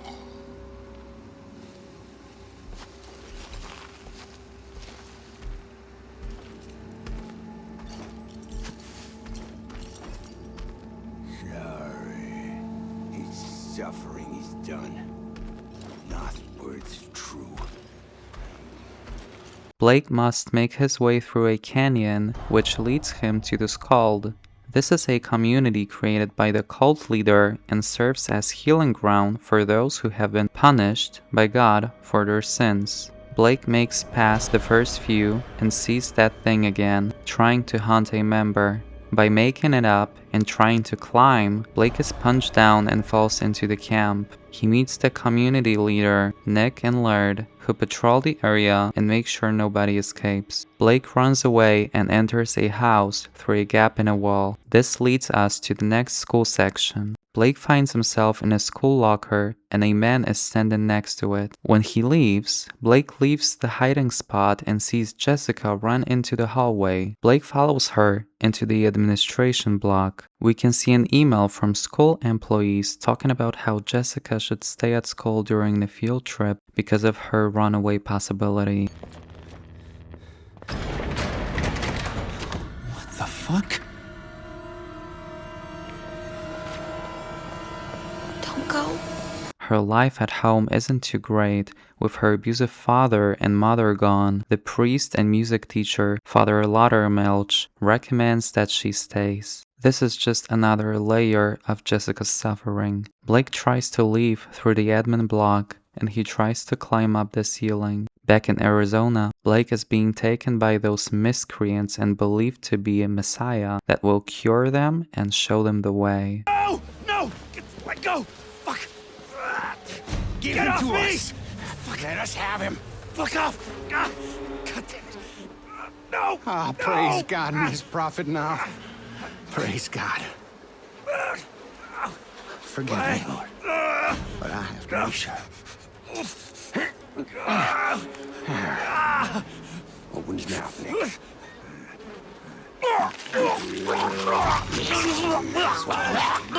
There you go. God, please, let him be your one.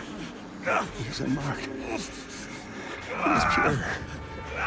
He is the Skull Messiah. You half-wit dog scut! He ain't been transubstantiated yet. He ain't been born. First, we gotta get him on that cross. Get my hammer and nails. Let's get on up that hill. We'll come on locust wings.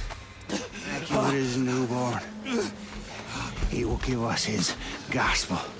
The sacred words of his teaching. He will be nailed to a cross and die, and he will be buried. But he will rise again in more perfect flesh. We will eat of that flesh in Holy Communion and be healed of our physical sins. And we shall inherit this broken earth. See? We prepared everything. It's all ready for you. What? Don't do this! Please! Where is your gospel? You're supposed to have a gospel for us. To guide us in our salvation after the end. A gospel? The truth. Your guidance. We suffered a long time waiting on you. Well, old Nick, I guess we better put those nails in. Wait! Ah! Ah! Ah! Ah! Ah! Good. That wasn't so bad, was it? What's this? Nick, hand me that. Is it a camera? A record? Of course. How could I not see it? A modern Christ would use a camera, not a book. This is our gospel. How could I not have known? Lord, please forgive me for doubting you. There is no suffering that I do not deserve. I am a worm, festering wound.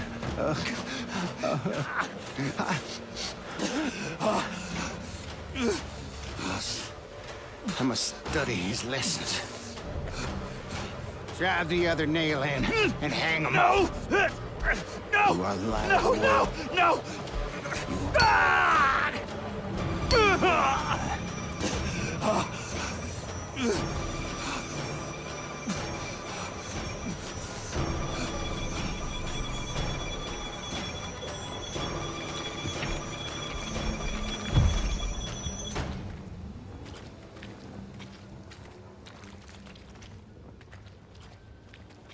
Blake finally manages to get down from the cross and must find some aid, his camera, and get out of here. He has to hide because the camp leader is furious that he escaped. Carefully, we hide underwater and make it into a shack to get the camera back. Goddamn vultures. How many corpses did you pick over? We are at school again. This time, things seem different. Colder. Lonelier.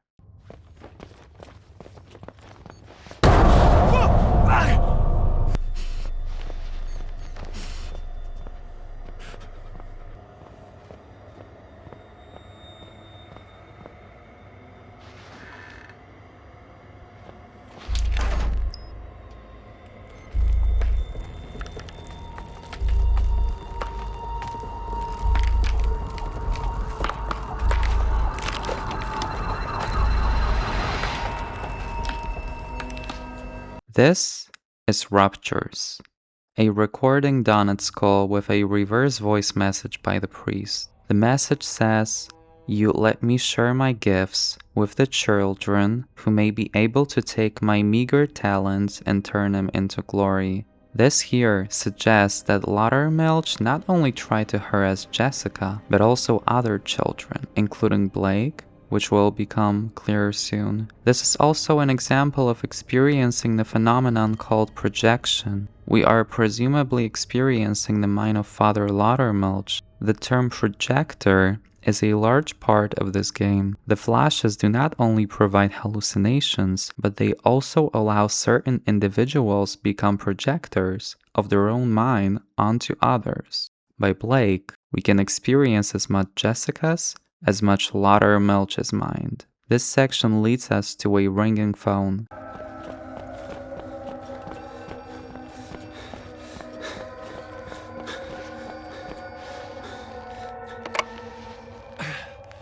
Hello? Hello? Oh, thank God you're alive. I need you to stay calm. We're going to get you help. We'll get you out of there. I want you to find a place to hide. Someplace safe where you can remember the taste of her kiss when you felt her neck break, you diseased cocksucker.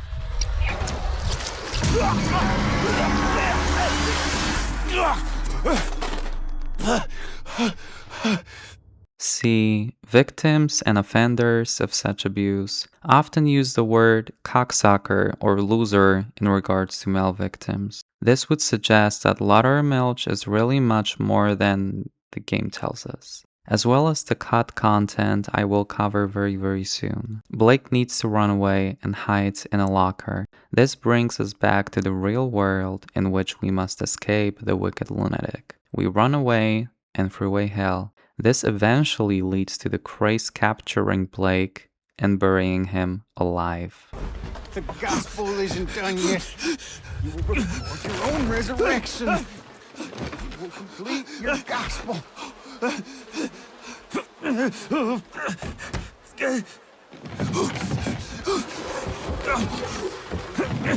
Sorrows, Thomas Wayne. Take him, and when he rises, we all will have our communion.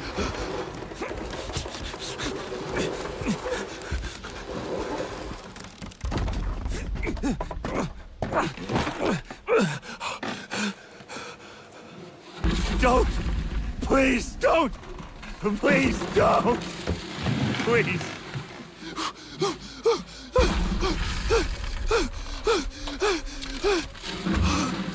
Oh, you crazy motherfuckers! Oh, God.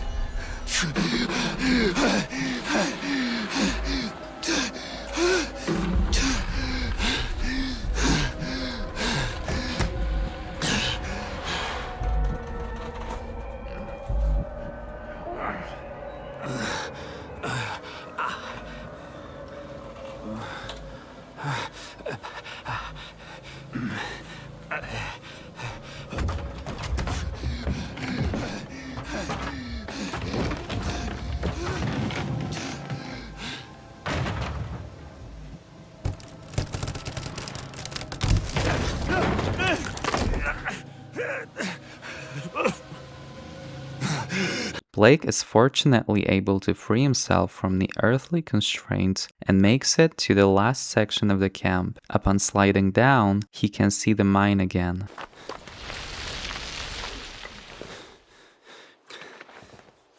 The mine. That's gotta be it. How the fuck do I get down there? He just needs a rope. He needs to move past a settlement and pull down a hanging man, take the rope, and make it back to go down the rope. The leader is on our ass, and this happens.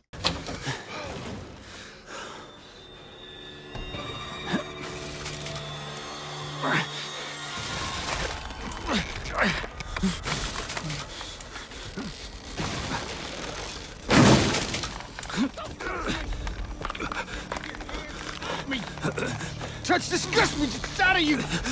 Hey! Hey! No! No, goddamn you!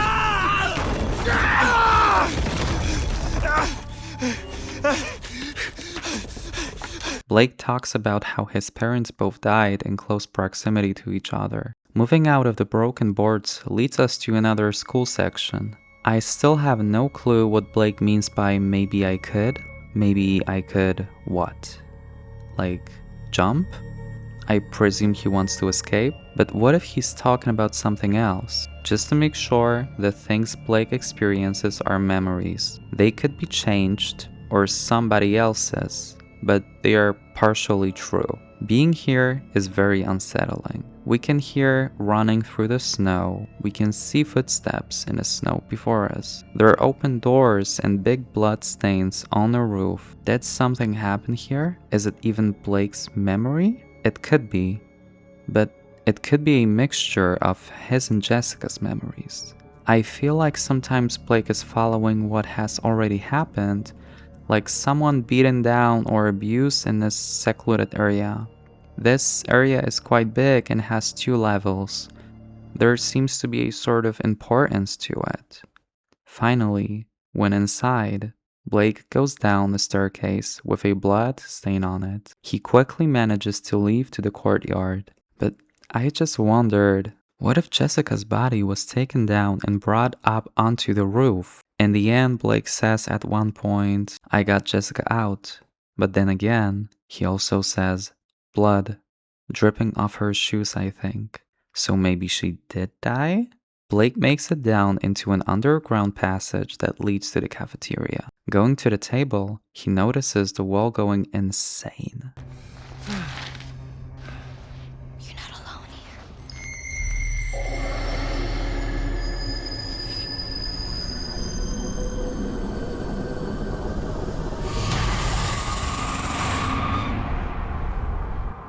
Jessica! Come here. Jess! Hey! Quick. It's done. Oh God, the sun. Look down upon thy little one. O light of light. What's interesting is that there is supposed to be a section between a wall, weird tree, and finding Jessica in the dark. It got cut. There was allegedly a part with Jessica at school which would complement what happened to her and the story overall. Maybe looking for Jessica, maybe hiding, maybe some different section. This probably showed how Jessica, Blake, or someone else was abused and how much of a sick cover-up the school did. The section leads us into a scene of Jessica. Jess, are you there?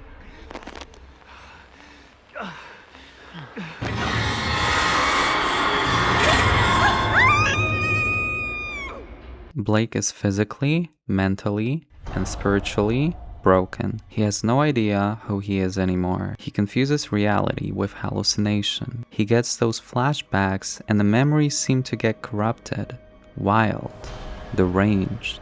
He doesn't seem to follow the course of events as they were. Other villagers seem to experience very vivid visions of the past tragic events, but Blake just amps it up to another level. Were his memories that suppressed that they have become a force that he cannot stop?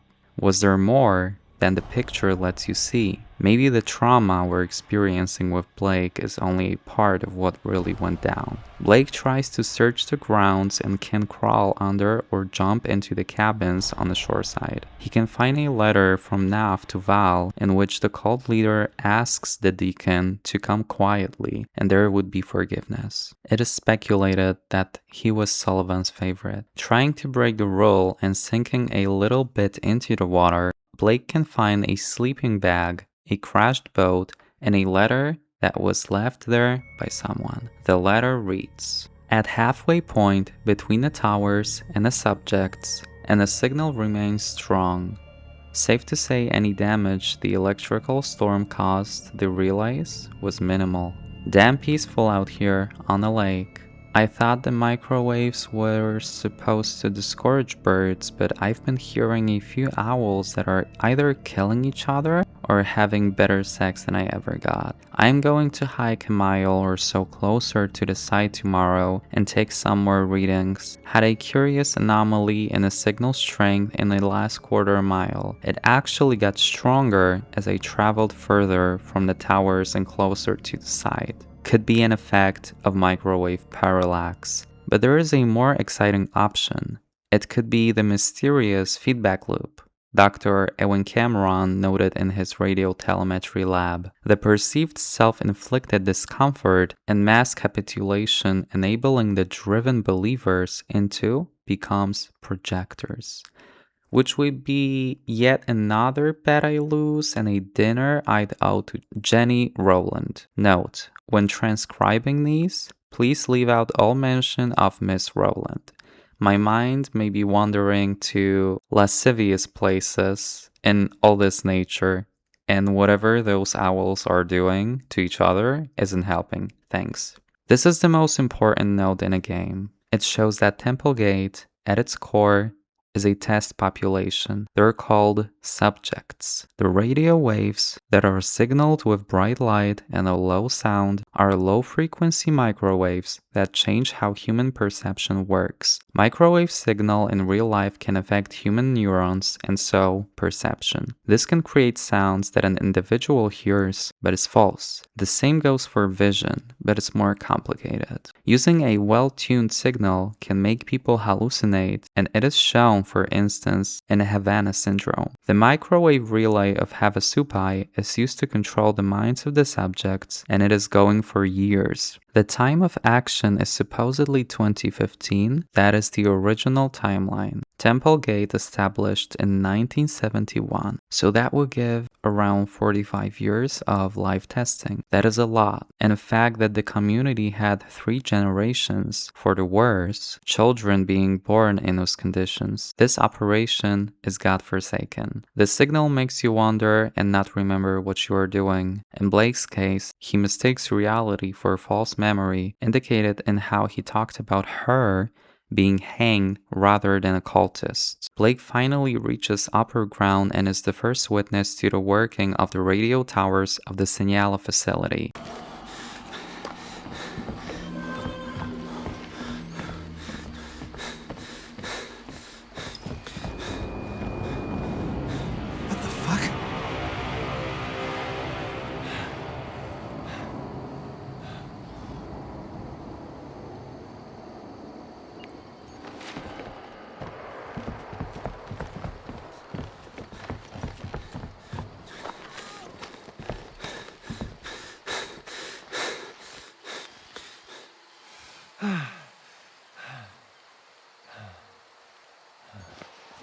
After that, we can see weird creatures run past and we follow in for the active campsite.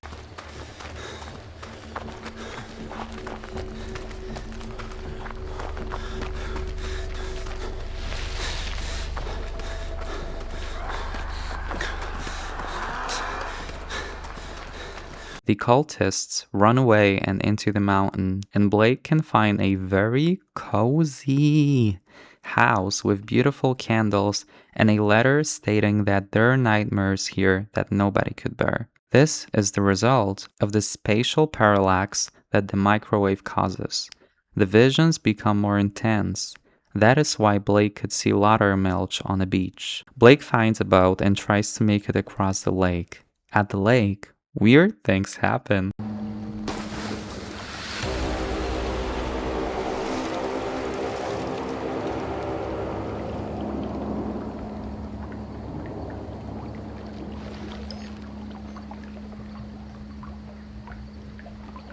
These are signs.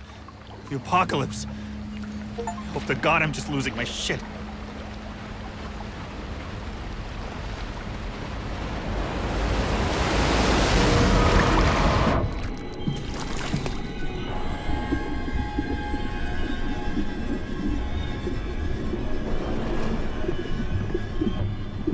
Blake tries to run away from the hallucination and makes it to Colorado River. He approaches the facility, but the raft gets stuck on rocks.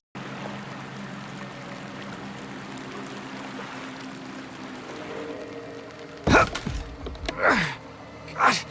miserable excuse for a boat. Just... shit! Come on! Come on! Shit! Fuck! Come on!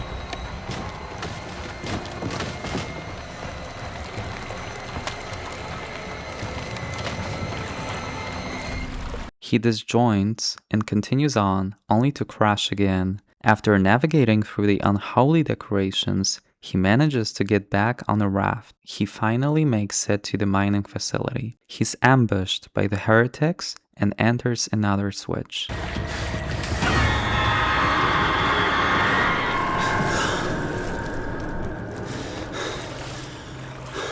This time, he finds himself in a pool with the monster. He needs to run and get out of the water. Once he does, the monster disappears. He can go to the girls' bathroom and see showers of blood, a banging on a door, and more blood. Upon leaving, he can see Jessica running away and screaming, He's coming! And when he exits the pool area, the demon is chasing him back and forth. Blake runs away to sprinkles of blood. There is a lot of murder, guilt, and trauma implications here. Blake finally makes it up the ladder to the old mining facility. Blood is raining.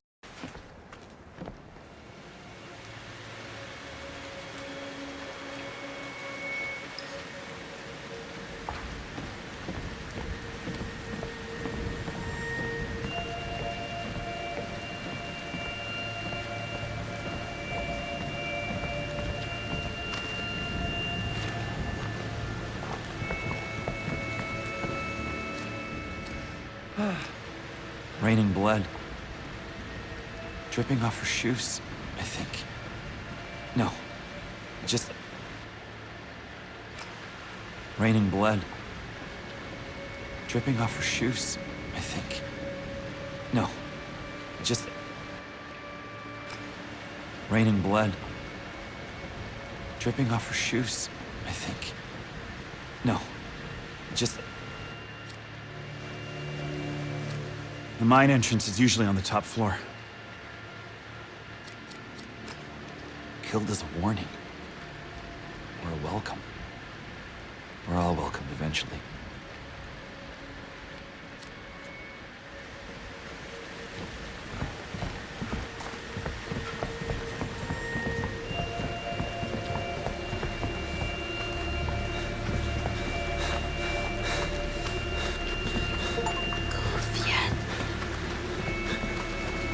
He makes his way into this abandoned building complex and we can hear heretics' language. Once we walk in, a member of the opposite group locks the door and we must find a way out. After walking for some time and heads popping in here and there, we find...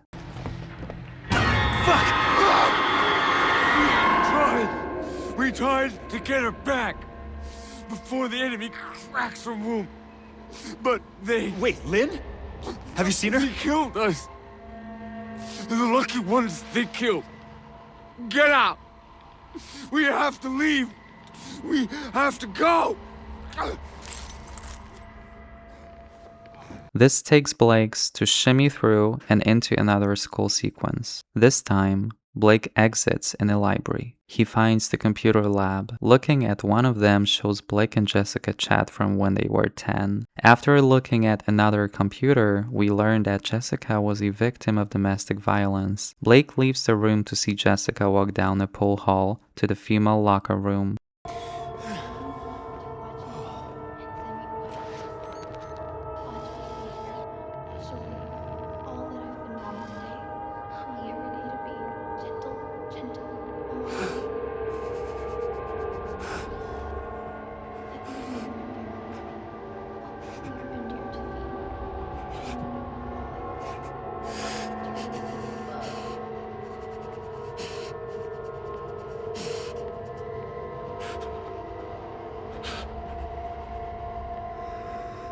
There is a fleshy pounding trail after her, symbolizing the oppression of the priest. Blake makes it to the other end of the hallway. Jessica can be seen in the distance and runs away, which triggers another chase. This time, Blake is waking up in a facility. He enters the other building and immediately the heretics show up. Blake needs to run. He makes it through piles of people, debris, and everything else. Finally, another flashbacks occur. This time, Blake is moving right outside the wall to another classroom. Leaving the room leaves us with something that can take a toll.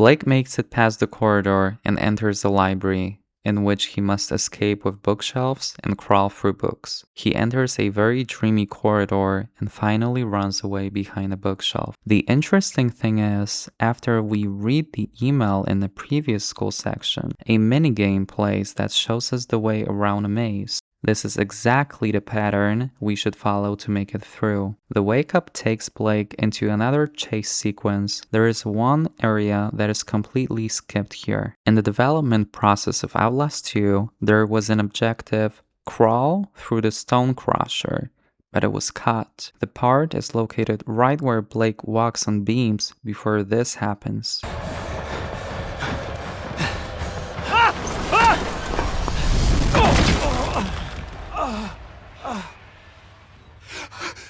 Fuck!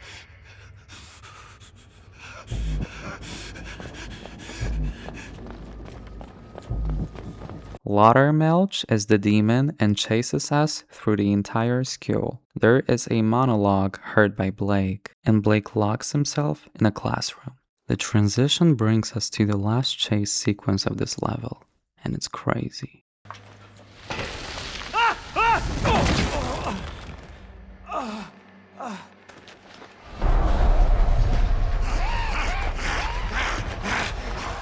Blake falls down a chute, and a horde of naked heretics try to kill him. When he makes it to the top, he can use the elevator to get to the mine at last. Unfortunately, the elevator bugs and falls down until 800 feet underground.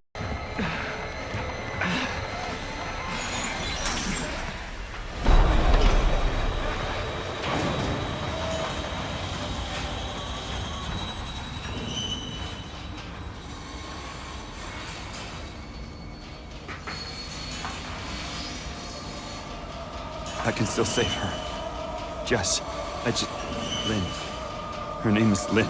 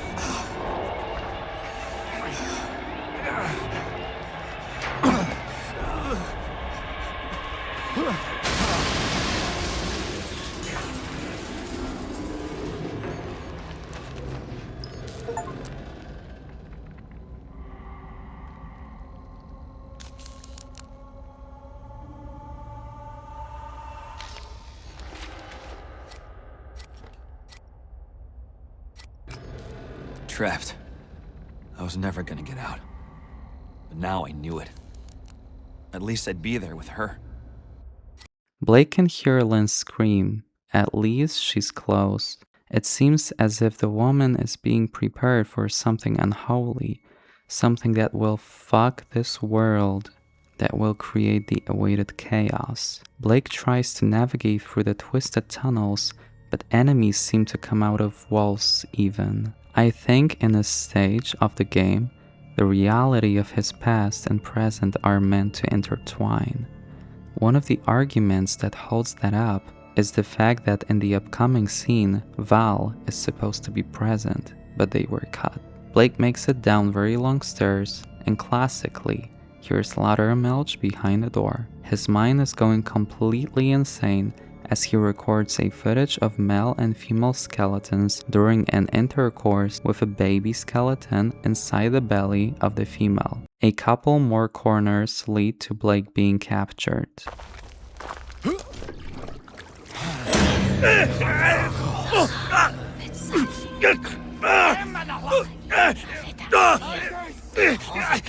What have you done to Lynn? Where is she? We're creatures of appetite. I want to feel your hunger. I want to see your true face. Your seed will burn this world. Where's Lynn? Mother, burn.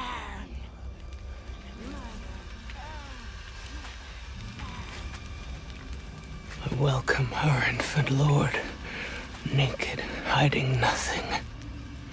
I lay down this mess. You crazy motherfucker! I show Where my is she? true face. Show me your true face.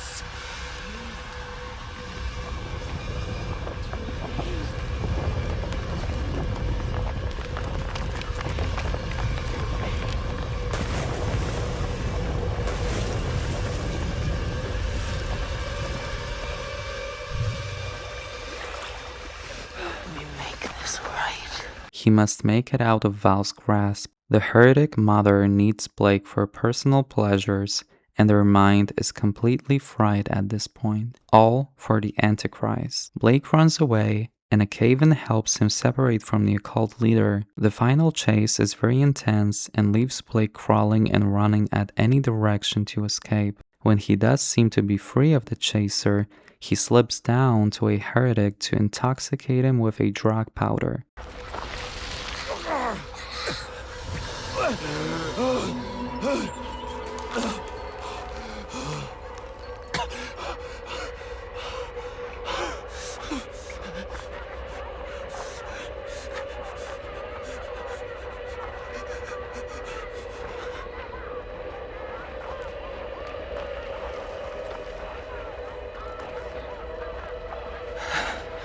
Generous of you, Blake.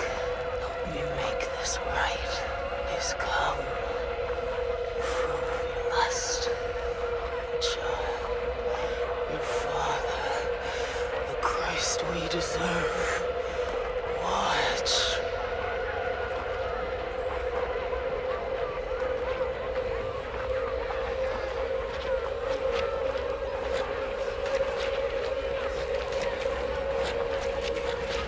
My God. Lynn! Lynn! Lynn! I'm here! Oh, God!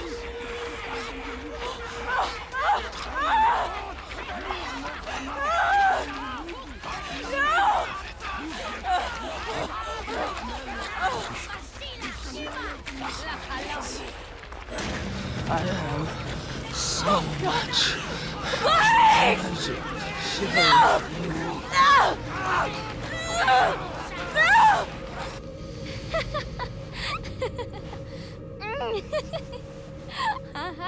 He seems to hear Val's and Laura Melch's words as one. He's playing with Jessica, and after they talk, they head to the school exit. They're interrupted by the priest, however. I don't know why you have to be so precious about it. Did Lynn ask you to ask me? I asked first. So?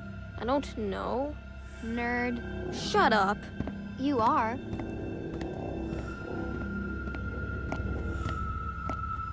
She said to ask, didn't she? Maybe. I don't know. I just wanted to know. You're a nerd, too. I know.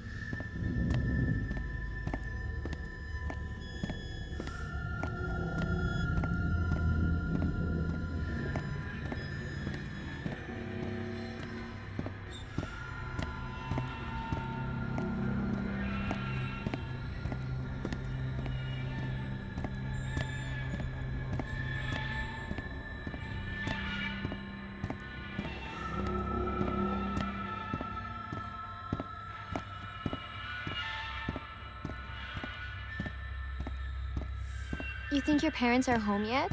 No. Usually not until after dinner. You think I could come over? Yeah, sure. Why? Why what? Like, why do you want to come over? I don't know.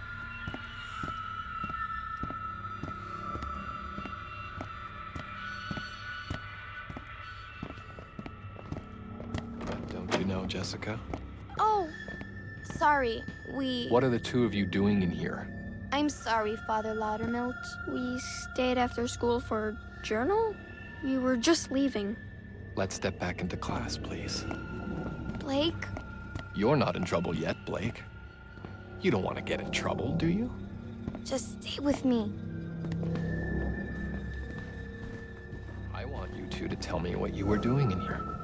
Were you misbehaving? Do I need to call your parents? Jessica, do I need to call your father again? No, please. I only want us to be friends. Nobody's in trouble yet. Does one of you think you can make this right? Jessica? Jessica, look at me. Will you pray with me? Will you help me make this right? Why don't you go along home, Blake? Don't go. Did I interrupt something between you two? It wasn't like that. Then what did you want? You won't say? You know, shame is a gift from God to let you know right from wrong. And what you want is very wrong. Go home and pray. Stay. I want you to stay. Blake, please. This is awkward enough. Nothing's the matter, but I need you to leave us. Don't. Everything's okay. You can leave, young man. Walk away.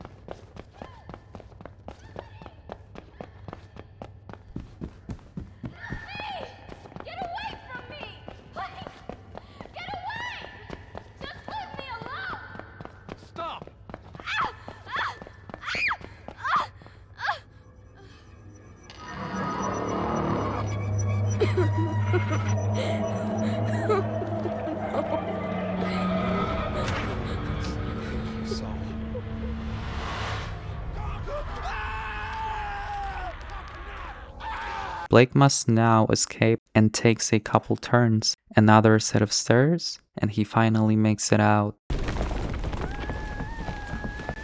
Fuck! Fuck! Lynn! Lynn! You're pregnant. How are you pregnant? Please. I don't want to die here. I don't want our baby to die here. I won't let them kill you. We have to get out of here. He's with Lynn. They need to navigate to a shelter. Everything seems crazy. What Blake says, though, is interesting. We're out. I got Jessica out. It was cold, but the snow had just started. We'll find a grown-up, and we'll tell them what happened. The world was on fire, the baby was coming. The impossible child. Lynn said Jess was like her little sister. I don't know. There seems to be a magnetic storm known for haunting the region sometimes, and it is indeed very dangerous. They find a destroyed house and try to rest her, but the big Jesus lady comes in trying to fulfill her duty. Oh, shit! Blake! God, give me voice! God, guide my hand! God, give me voice! God, guide my hand! God, give me voice! Shit! My hand! God, give me voice! God, guide my hand!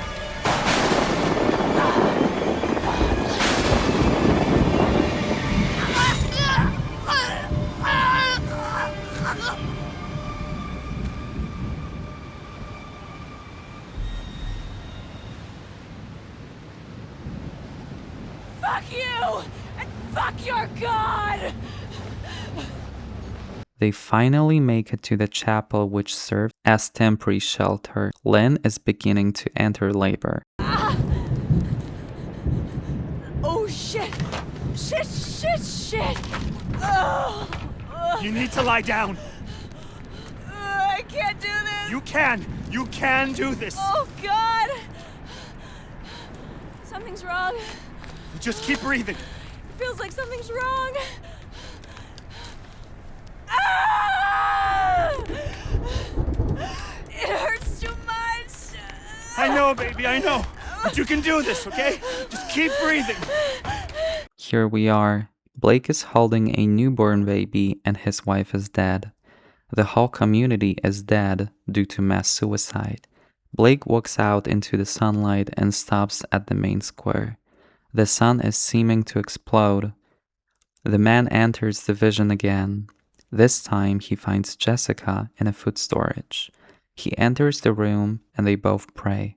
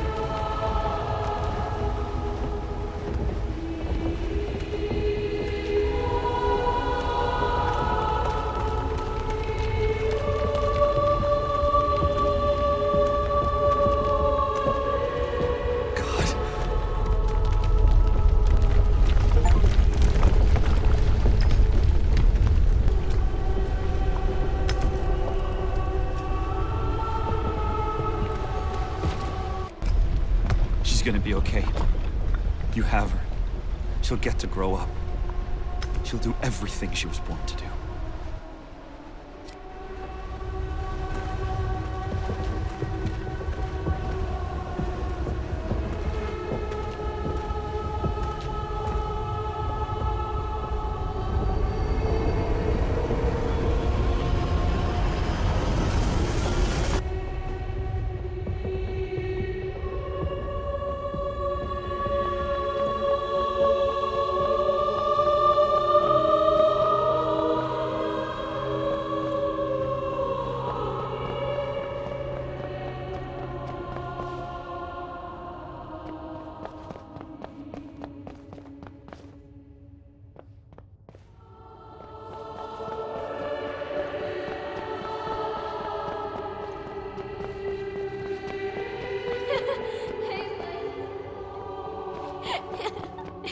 Try to find me. I'm over here. This way, Blake.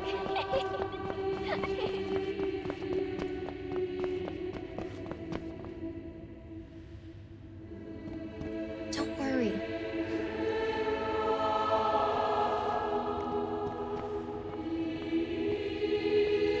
I'll never let you go.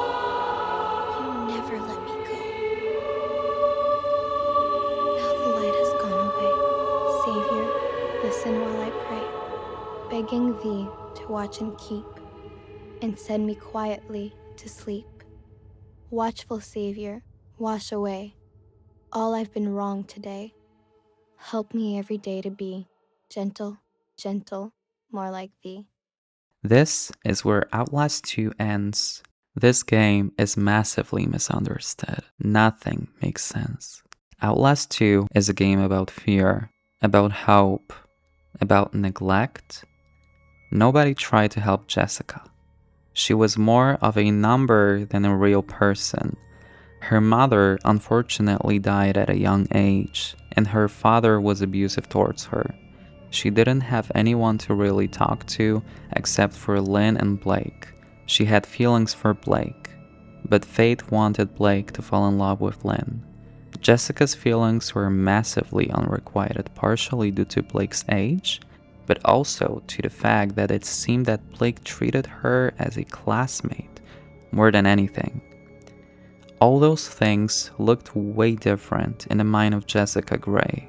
The tragedy of her murder washed away the sins of her suicide. There are two possible lines of events. Jessica got pushed down the stairs and Blake picked her up and they ran away.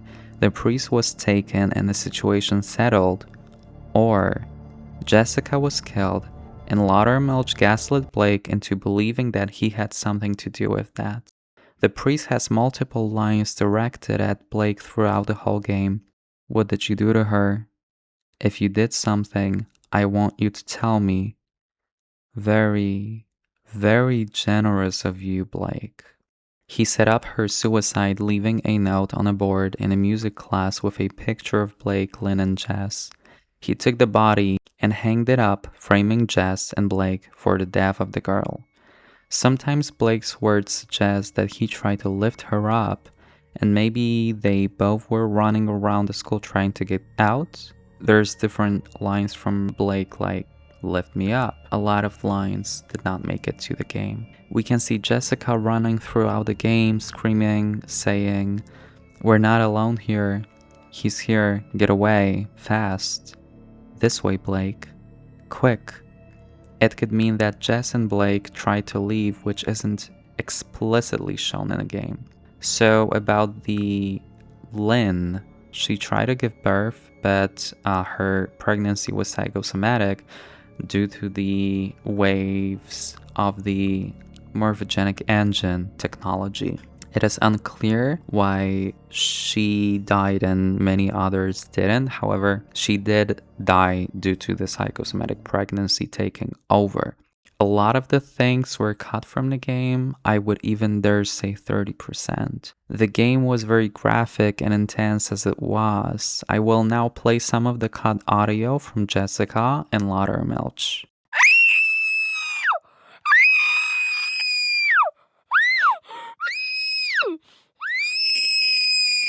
No. Please. No. Please. Isaiah, Asir, Bayan, Katumdag, Otelwa, Zakar, Namu, Mote, Anirak, Yanli. There are many audio files of Blake and others as well.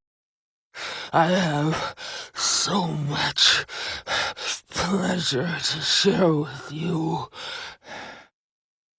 You're going to love me. Strange, pale fruit. Papinov had STD. He took medicine for it, but he kept it secret to control the community. That is why the Skald exists in the first place.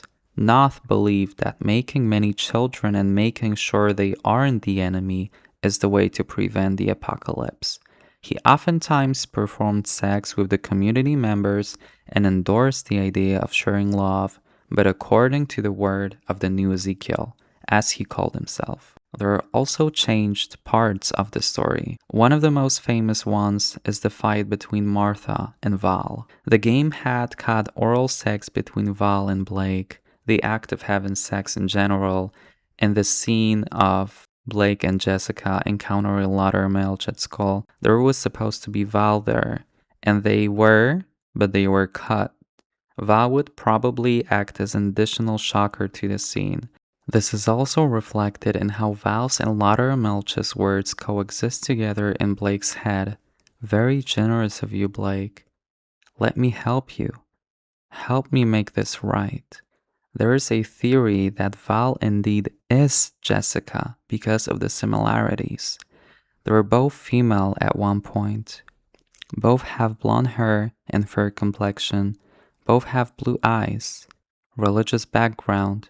Are rebels against patriarchy, like Blake, are abused and eventually hunted by a community for their actions. I had a theory that maybe Jessica survived and had to go through a surgery that made her taller and lean. She had to see therapists each week and embrace religion to cure her abuse, which is even shown in a game. Then she fell deeper into it, made it her life, and joined a religious community in Havasupai. I don't think Val was born to Templegate, which Martha was. The age of Val would also coincide with Blake's age. I also wonder why Blake's parents died early.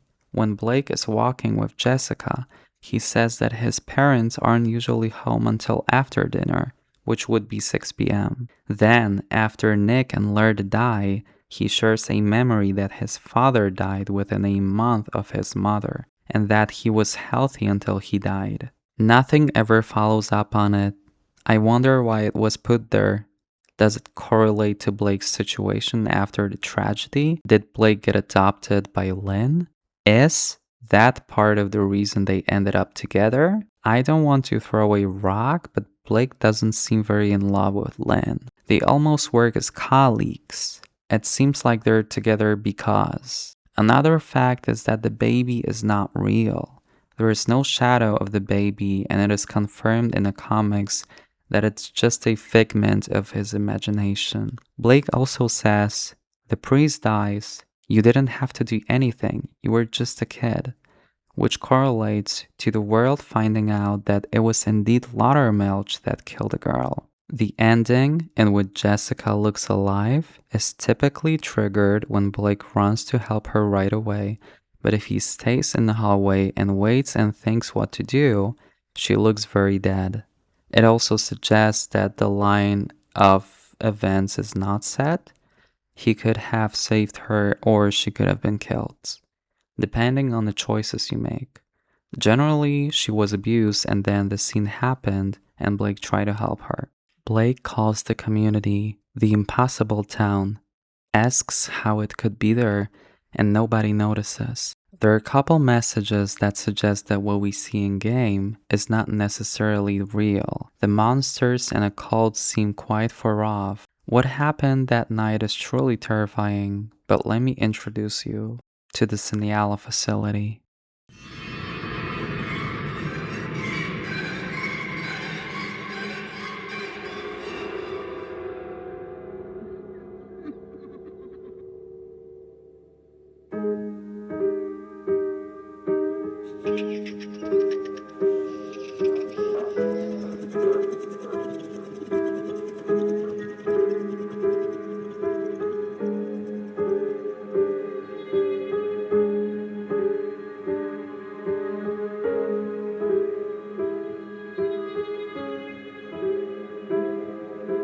The Sinyala facility was set up around 1950 and started operating somewhere around summer of 1955. It is a research facility located in the Havasupai region of Arizona, USA. The first project initiated there was Project Lathe. The director of this project was Dr. Hendrik Joliet Easterman. He was a fanatic of Freudian psychology. He believed he could shape humans into being something superior. The director of the facility is A. Bradley Avellanos, or Alice, who was a big problem with Easterman. The project's goal was to create a weapon and make them do whatever you say. The project's prospectus was incomplete, and because of many deaths and problems, the program shut down in 1958. With that, Easterman discovered that there are lesions in the brain of the subjects, which triggered his curiosity to inspect that. Thus, he established Project Lathe 2 that was focused on controlling the mind of the subject, their unconscious,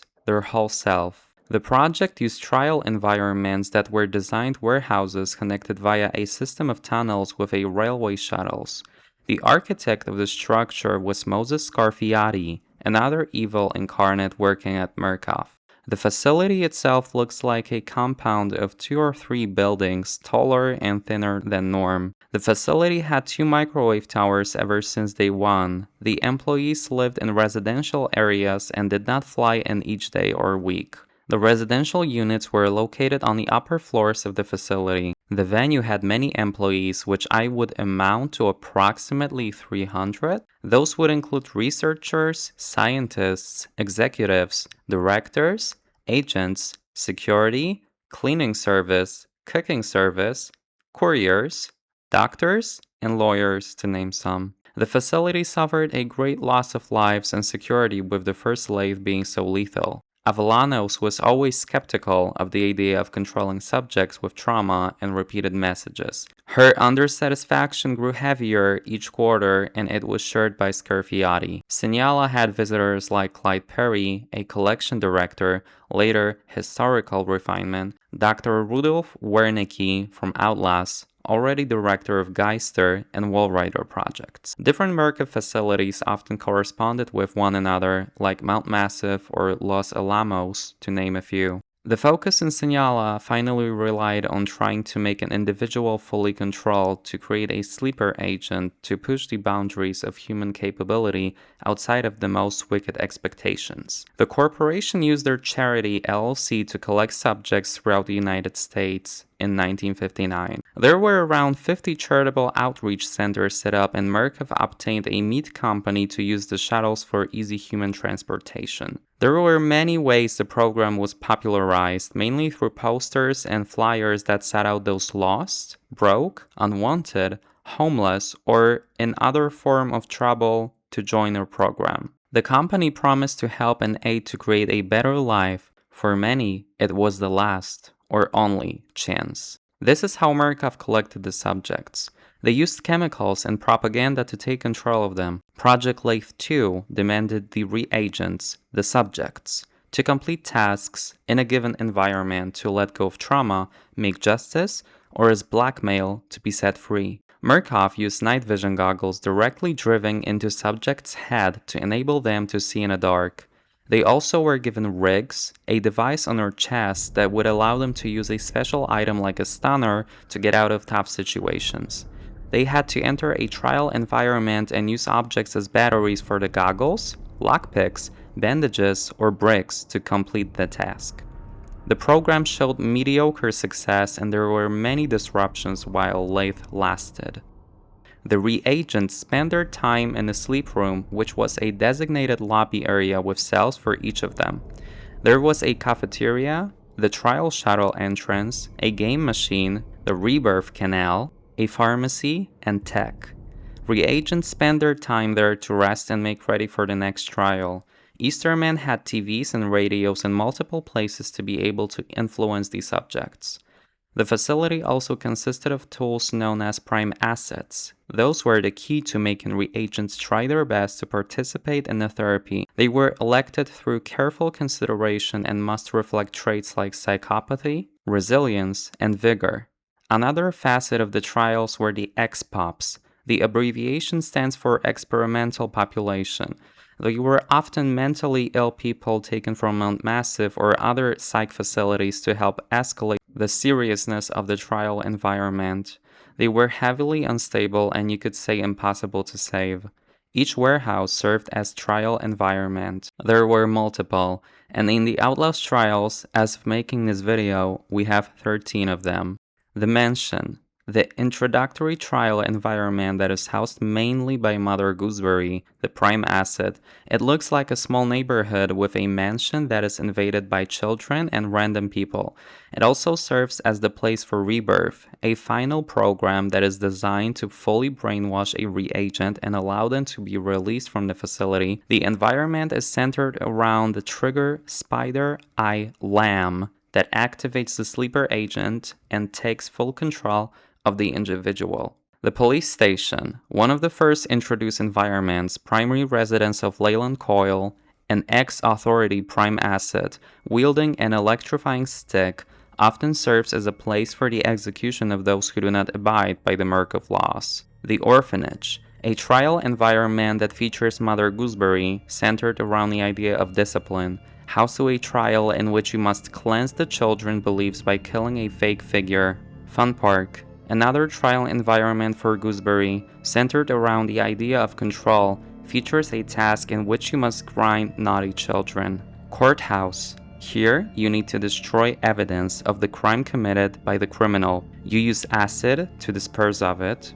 You find and kill the witnesses. And finally, you brutally kill the judge by heavy machinery. Toy Factory, all about sex, features a trash compactor and a person we must crush inside of it, burning sex toys and trying to purify the perversion.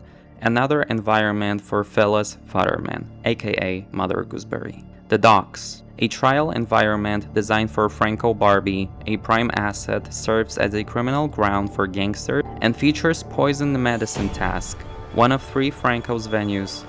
Downtown, number 2 for Franco, features the Execute the District Attorney task and more dive into the world of crime.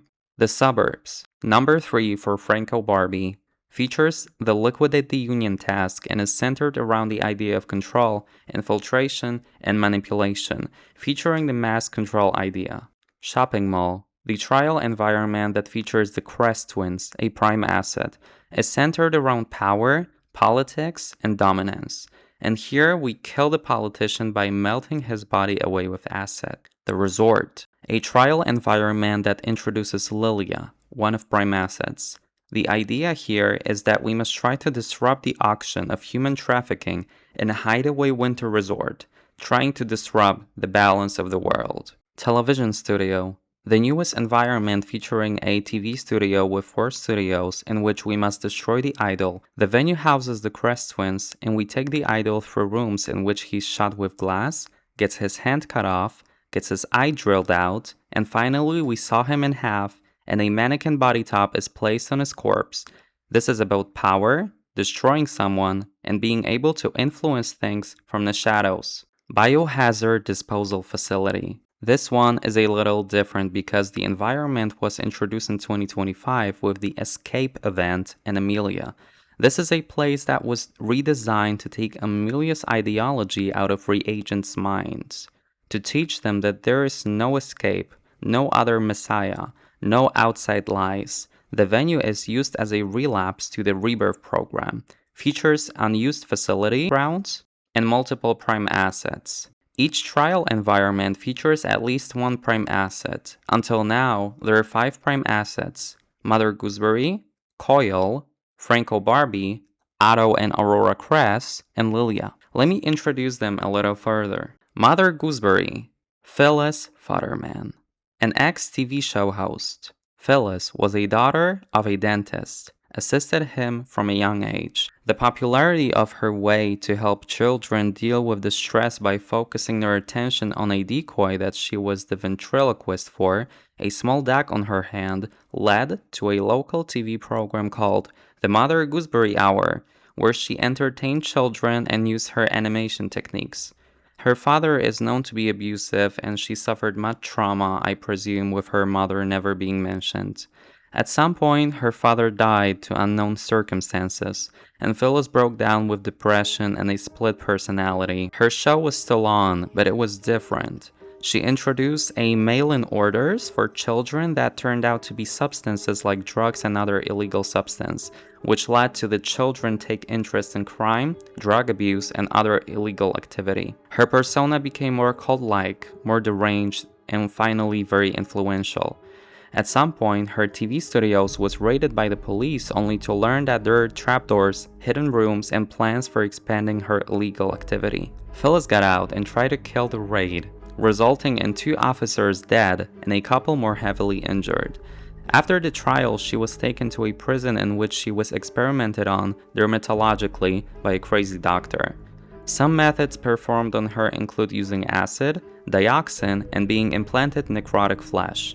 Somehow, she survived that, and Murkoff took interest in her case. She's completely mentally unstable, has the Mother Gooseberry persona which cares about saving the children and teaching them good manners, often by discipline. She also carries a fake arm with a drill hidden in the decoy of Dr. Futterman, a personality she enacts, who is very sadistic and mean. She often talks to the other personality while stuck in reagents. They sometimes argue. She takes great interest in theatrics, singing, and taking care of others. However, her insanity makes her murder others and lose any relation with reality.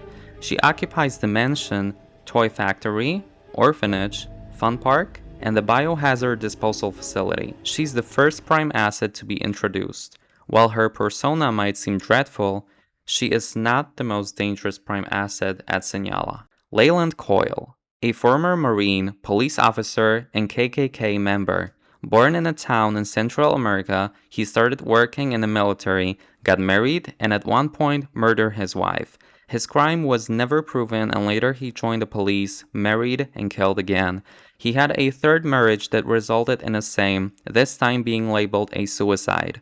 He has psychopathic tendencies, loves to make the law, and what's interesting, people who know him would have never thought that he would be capable of such acts. He carries an electrical stick that he uses to kill reagents, electrify objects, and masturbate with. He is disassociated with reality and believes that he is making the world lawful by punishing others. This is why his main trial environments are the police station and a court.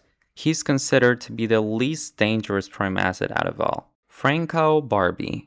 A gangster with a twist. Franco was born to a mafia boss and lacked a mother. He was brought up with his crazy father and his different partners. He committed the first murder at the ripe age of 12. He obviously worked in a family business.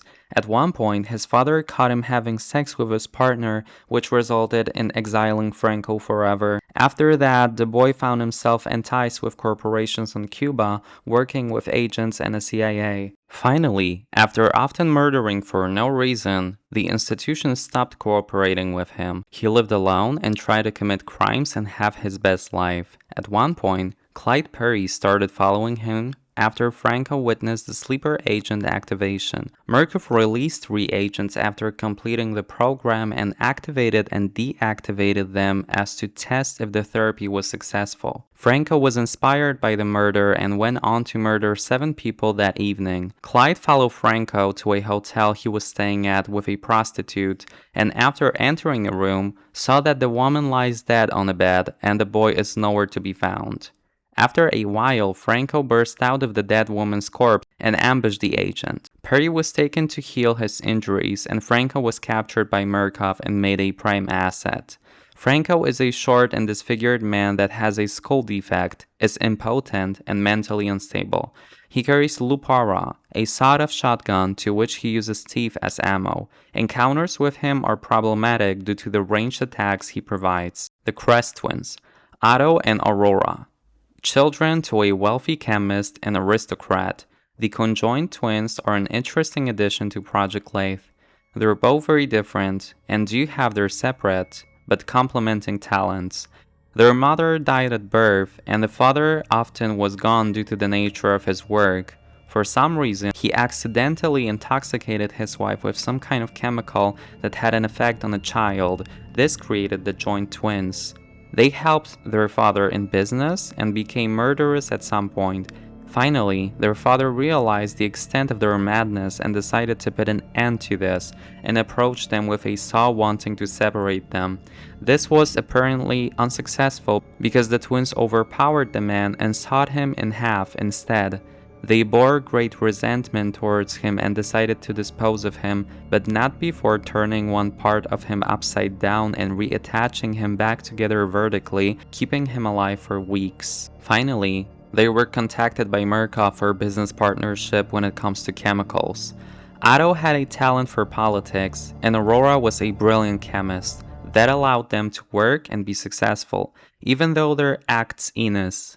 At one point of the partnership, they were taken in and made prime assets due to their charisma. Sister Lilia Bogomolova, the most intriguing asset in the series. She was born in Russia and mistreated by her mother. Lilia would be separated from the outside world in her young years. That is why she would not behave like a regular person compared to others. Her mother died to unknown circumstances and Lilia would be taken to an orphanage in which she wouldn't speak but make weird noises. After some time, she would communicate with other children, learning a different language and socializing to a degree. She would go back to Leningrad and participate in a war because God called her in and she must follow the holy rules. It was exceptional how she managed to survive in those extreme environments, hiding under frozen corpse, standing still not to be spotted, using stealth in her technique. She would be captured by a German soldier and got her hand and tongue cut off because of her disrespect. Then she would be transported to a different place, but she would escape. She started assassinating wealthy people and acted as agent of God, the just executor, the world's Messiah. She would speak in tongues and hypnotize others at will. Nobody knows how she does have a tongue, but it is said that upon her escape, she prayed to God, who granted her the gifts of speech. An agent would be sent in to investigate disappearances, and upon meeting Lilia, she would convince him to cut his hand, leg, and part of his face off. She would allow herself to be taken into Mount Massive Asylum for study and make a good percentage of staff mutilate themselves, causing executives to become patients. She completely destroyed the stability of Wernicke's knowledge of human. She was taken to Sinyala to further observe and study her. Bogomolova is a Slavic last name and means beloved of God. Lilia seems to be the main point of the trial's story. The Sinyala facility is a very interesting place. It houses many horrors and intriguing turns of events. It is a large facility, and an important one, for that matter. There is a rupture between Easterman and the rest of the staff. Avellanos tried to call in the higher-ups many times because she believes Hendrik is not qualified enough to fulfill his role. At one point, Easterman even found poison in his coat, which explained his hair loss. Easterman journaled about his memory loss and that he can't remember divorcing his wife. He supposedly hadn't contacted her for years and mentions that he wants the bitch dead. The tension at Sinyala doesn't stop when Amelia Collier arrives at the venue. She is a partner of a man taken in as a reagent, and she very well knew what she's getting into. She never met her boyfriend in a facility due to a different placement, but Clyde Perry did dig in and had a conversation with Doris. Doris is an older reagent that was one of the first there. She earned her status of the shadowy dame by bribe, blackmail, and social influence. She had an affair with Henrietta, who is presumed dead. Clyde brings in a feral reagent, shocking Doris, which makes her spill the beans on the name of Amelia's boyfriend, Damon Green. Confidential Murkoff files have started infiltrating the trial environments, which caused a security concern at the facility. That was Amelia's job. During the Docs trial, Amelia and 3 other reagents entered the warehouse, but 1 hour later, only 3 people came back. The teammates didn't recall having Amelia there. The girl was presumed dead, but to the dismay of many, her body was never found. What stressed out the executives even more is the fact that different assembles and electronic mechanisms were either dismantled or missing entirely.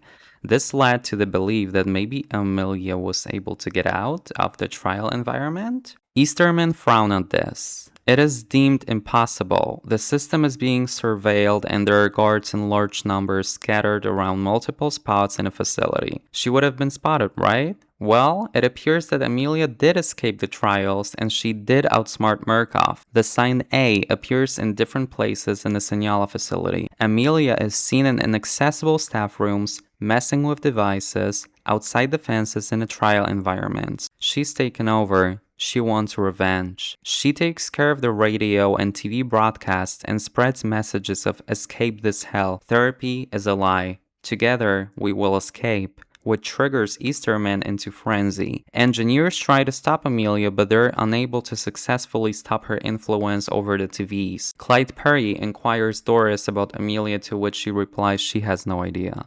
Her nonchalant attitude is leading the bunch. After being threatened of being eaten alive by a freak, she explains that there was this Damon and Amelia came in to get revenge on Murkoff. This leads Perry out of Doris's cell and into the men's one. Perry asks Damon about Amelia and the man is surprised and happy that she's looking for him. However, Perry uses torture and needles the reagent to death. His body is dropped in the bio-waste disposal part. At one point, Amelia finds her boyfriend mutilated, dead, and rotting in the disposal area. She swears to give them hell. Amelia organizes escape. She shares the date, 4/8, and encourages as many reagents to escape as possible. Amelia became sort of a deity in the eyes of those sitting in the sleep room.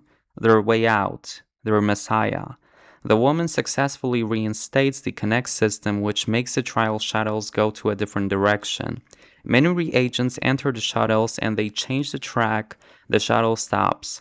They're contacted by Amelia via radio and she tells them to be quick and go through the waste disposal system. The reagents enter the machine, get their goggles drilled off and rigs removed, brutally hurt but almost free at last. They navigate through the abandoned part of the facility, trying to find a way out. They soon meet Henrietta Grubbs, the woman that Doris mentioned. It turns out that Henrietta survived and that she feeds on dead corpses in a bio-waste. She's looking for Doris, for whom she still has feelings. She also wants Doris to find her. The two had a difficult relationship as Doris and Henrietta were good friends and partners. Doris was an orphan taken to Sinyala and Henrietta wanted to leave with her. At some point, Doris was able to start dealing in amps and stay out of trials and destroy their plan. That led to the two separating and Henrietta being chosen for an X-Pop due to her resilience. She attacked a prime acid, however, and that led to her presumed death and disposal. For a long time, nobody knew the woman hunt the lost part of the facility. The monsters trying to hunt down reagents, but they successfully open a gate and escape through the old mine, making it outside, finally free. Finally. While the reagent's escape was successful, Amelia's fate isn't as beautiful. She was cornered by Perry, who shot her, but she outwitted him eventually by making him step on a mine. After stating her disdain for him, she allowed the trial shuttle to cut him in parts. She was close to escaping, but the many guards and staff captured her. Amelia was hung up and sedated for a long time in a sleep room to warn anyone trying to disobey Murkoff. After that, she was taken to the medical area and Easterman tries to break her. I believe she wants to take control of her, use her destroyed mind, and finally show reagents that there was never any escape. Sometime later, Lilia was brought into Sinyala as the newest prime asset, mostly associated with the resort trial environment. The space consists of many mannequins looking identically to Lilia's outfit. The map also features the Winter Kills event, in which you must survive the cold and make sure that the additional difficulty does not take a toll on you. After you get into the resort, you will hear Lilia when she's close to you. She uses stealth and seems to be the only individual, including staff, in the facility that is there just because of her own will. She already made staff and reagents mutilate themselves, like cutting body parts, tearing eyes, giving her gifts. She was examined to regrow a tongue, but this one is more like a snake. She often speaks in tongues that supposedly don't exist. This speech is what makes people go insane. They enter a state of cult-like obedience and do her bidding. A significant concern was shared upon Lily's abilities, but a part of the executive board dismisses the possibility of her having power to command others. Her persona poses great risk to the Sinyala facility itself since she already had taken control over staff. Wernicke believes she would become an egregore. Easterman believes he sent her here to experiment on all of them. The new update features a focus on TV, broadcast, and control. Avallanos is urging Murkoff board to get rid of Easterman. The doctor finds himself overwhelmed by reagents acting crazy in a sleep room, killing each other, causing mayhem. Many perceive Lilia as the new Amelia, but with a heavy twist. Lilia is alleged to cause a rupture in the system, get out of the trial environment, take control of the broadcasting system, and cause massive mayhem as she would command everyone in tongues to do God's work and kill the sin. Some individuals present ultra-natural abilities such as Doris can see a ghost, Walrider, or a man with a baby, Blake from couple decades into the future. It connects to the mental projection theory. Lilia is one of many examples of individual possessing extraordinary skills due to harsh conditions. Season 7 may be the crown jewel of the Messiah era at Sinyala. I believe that Lilia uses low frequency in her speech, which has an effect on human psyche. I think after the outbreak, her speech will be studied more. There is a theory that Easterman will become a prime asset because of his ongoing deep fall into insanity. He has dreams of howling runs and talks about being wild and doing things he can't remember. His mind has many holes. He himself states that there are many times he just can't remember some time frames. Easterman is probably directed into madness by his enemies. The trial program may end upon himself going insane or even killing someone in it. The Sinyala facility eventually started using low-frequency microwave therapy. It was inspired by Lilia and her effect on the subjects. It was used to control the minds of reagents, nearby test subjects, literally anyone. There are rumors about a new prime asset that should resemble a dog. Maybe it has a connection to Easterman? There is one more character we haven't touched upon, a different Prime asset, a scrapped one. His name was Prescott Whitehorn. He was a middle-aged man who used violence to relax and was very conservative. He was a patriot and carried a rifle that could take down reagents from a distance. He was repurposed to create Franco Barbie. In a Sinyala facility, Prescott was a prime asset in Project Lathe before Easterman came up with the idea of Lathe 2. He suffered great damage due to the nature of the trials and had to be medicated. After trying to bring him back into the trials, he wasn't in the best state. He was directed to a medical facility to treat some STD. He was supposed to be very tall and nationalist. Some of his features can be seen in Coil. Though not present in a game, he is mentioned in the documents and a Whitehorn oil. The Outlast saga consists of many games, comic books, and additional content. Which will serve as the best experience? There is so much to say. The Season 6 of the Outlast Trials came out in late March 2026 and has taken players by storm. It looks like Red Barrels wants to hype up the new season because a lot of the channels have been given sponsorships. Not sure if that was the case often, but it seems like they're picking up the pace since Season 5. In the newest season, we get to explore the television studio, a new trial environment created for the Crest twins. In the documents, we can see that the environment was presumed to be the new map for Mother Gooseberry, but the trial is all about manipulating reality from the shadows. Mother Gooseberry did, in fact, influence a lot of people via her TV show, but she was too blunt, too obvious. Otto, in particular, is a master at working from the shadows. He has great talent for politics and what follows influence. The Murkoff executives talk about how JF Kennedy seems to move the masses, the look in his eyes, the leader to the world. Avellano said she met him in person and he looks nothing alike. He's supposedly addicted to painkillers and emotionally unstable. She shared that it is only the people who work with his PR and camera operators that make his persona look somewhat dignified. Recent files share that if you put Hitler on stage, he influences people, but idols, fake idols like Kennedy, need that big machine behind them to make any impression. They also discussed how you can control people by placing different belief leaders in respective positions and control them via means of television and social influence, thus remaining the one in control of it all. Murkoff possesses tremendous political and economical prowess. They shape how a lot of businesses work. They have their tentacles in many places, being a web of lies, profit, and deceit. The evil CEOs sold their soul for bread and circuses a long time ago. Ever since Season 5, Red Barrels have been changing the game. Introducing Lilia is a great departure from what had been established, introducing a new enemy type with innovative mechanics. A stealth approach, a slow but steady enemy, something to fear that you don't see. I must admit that the new egregore interested me a lot.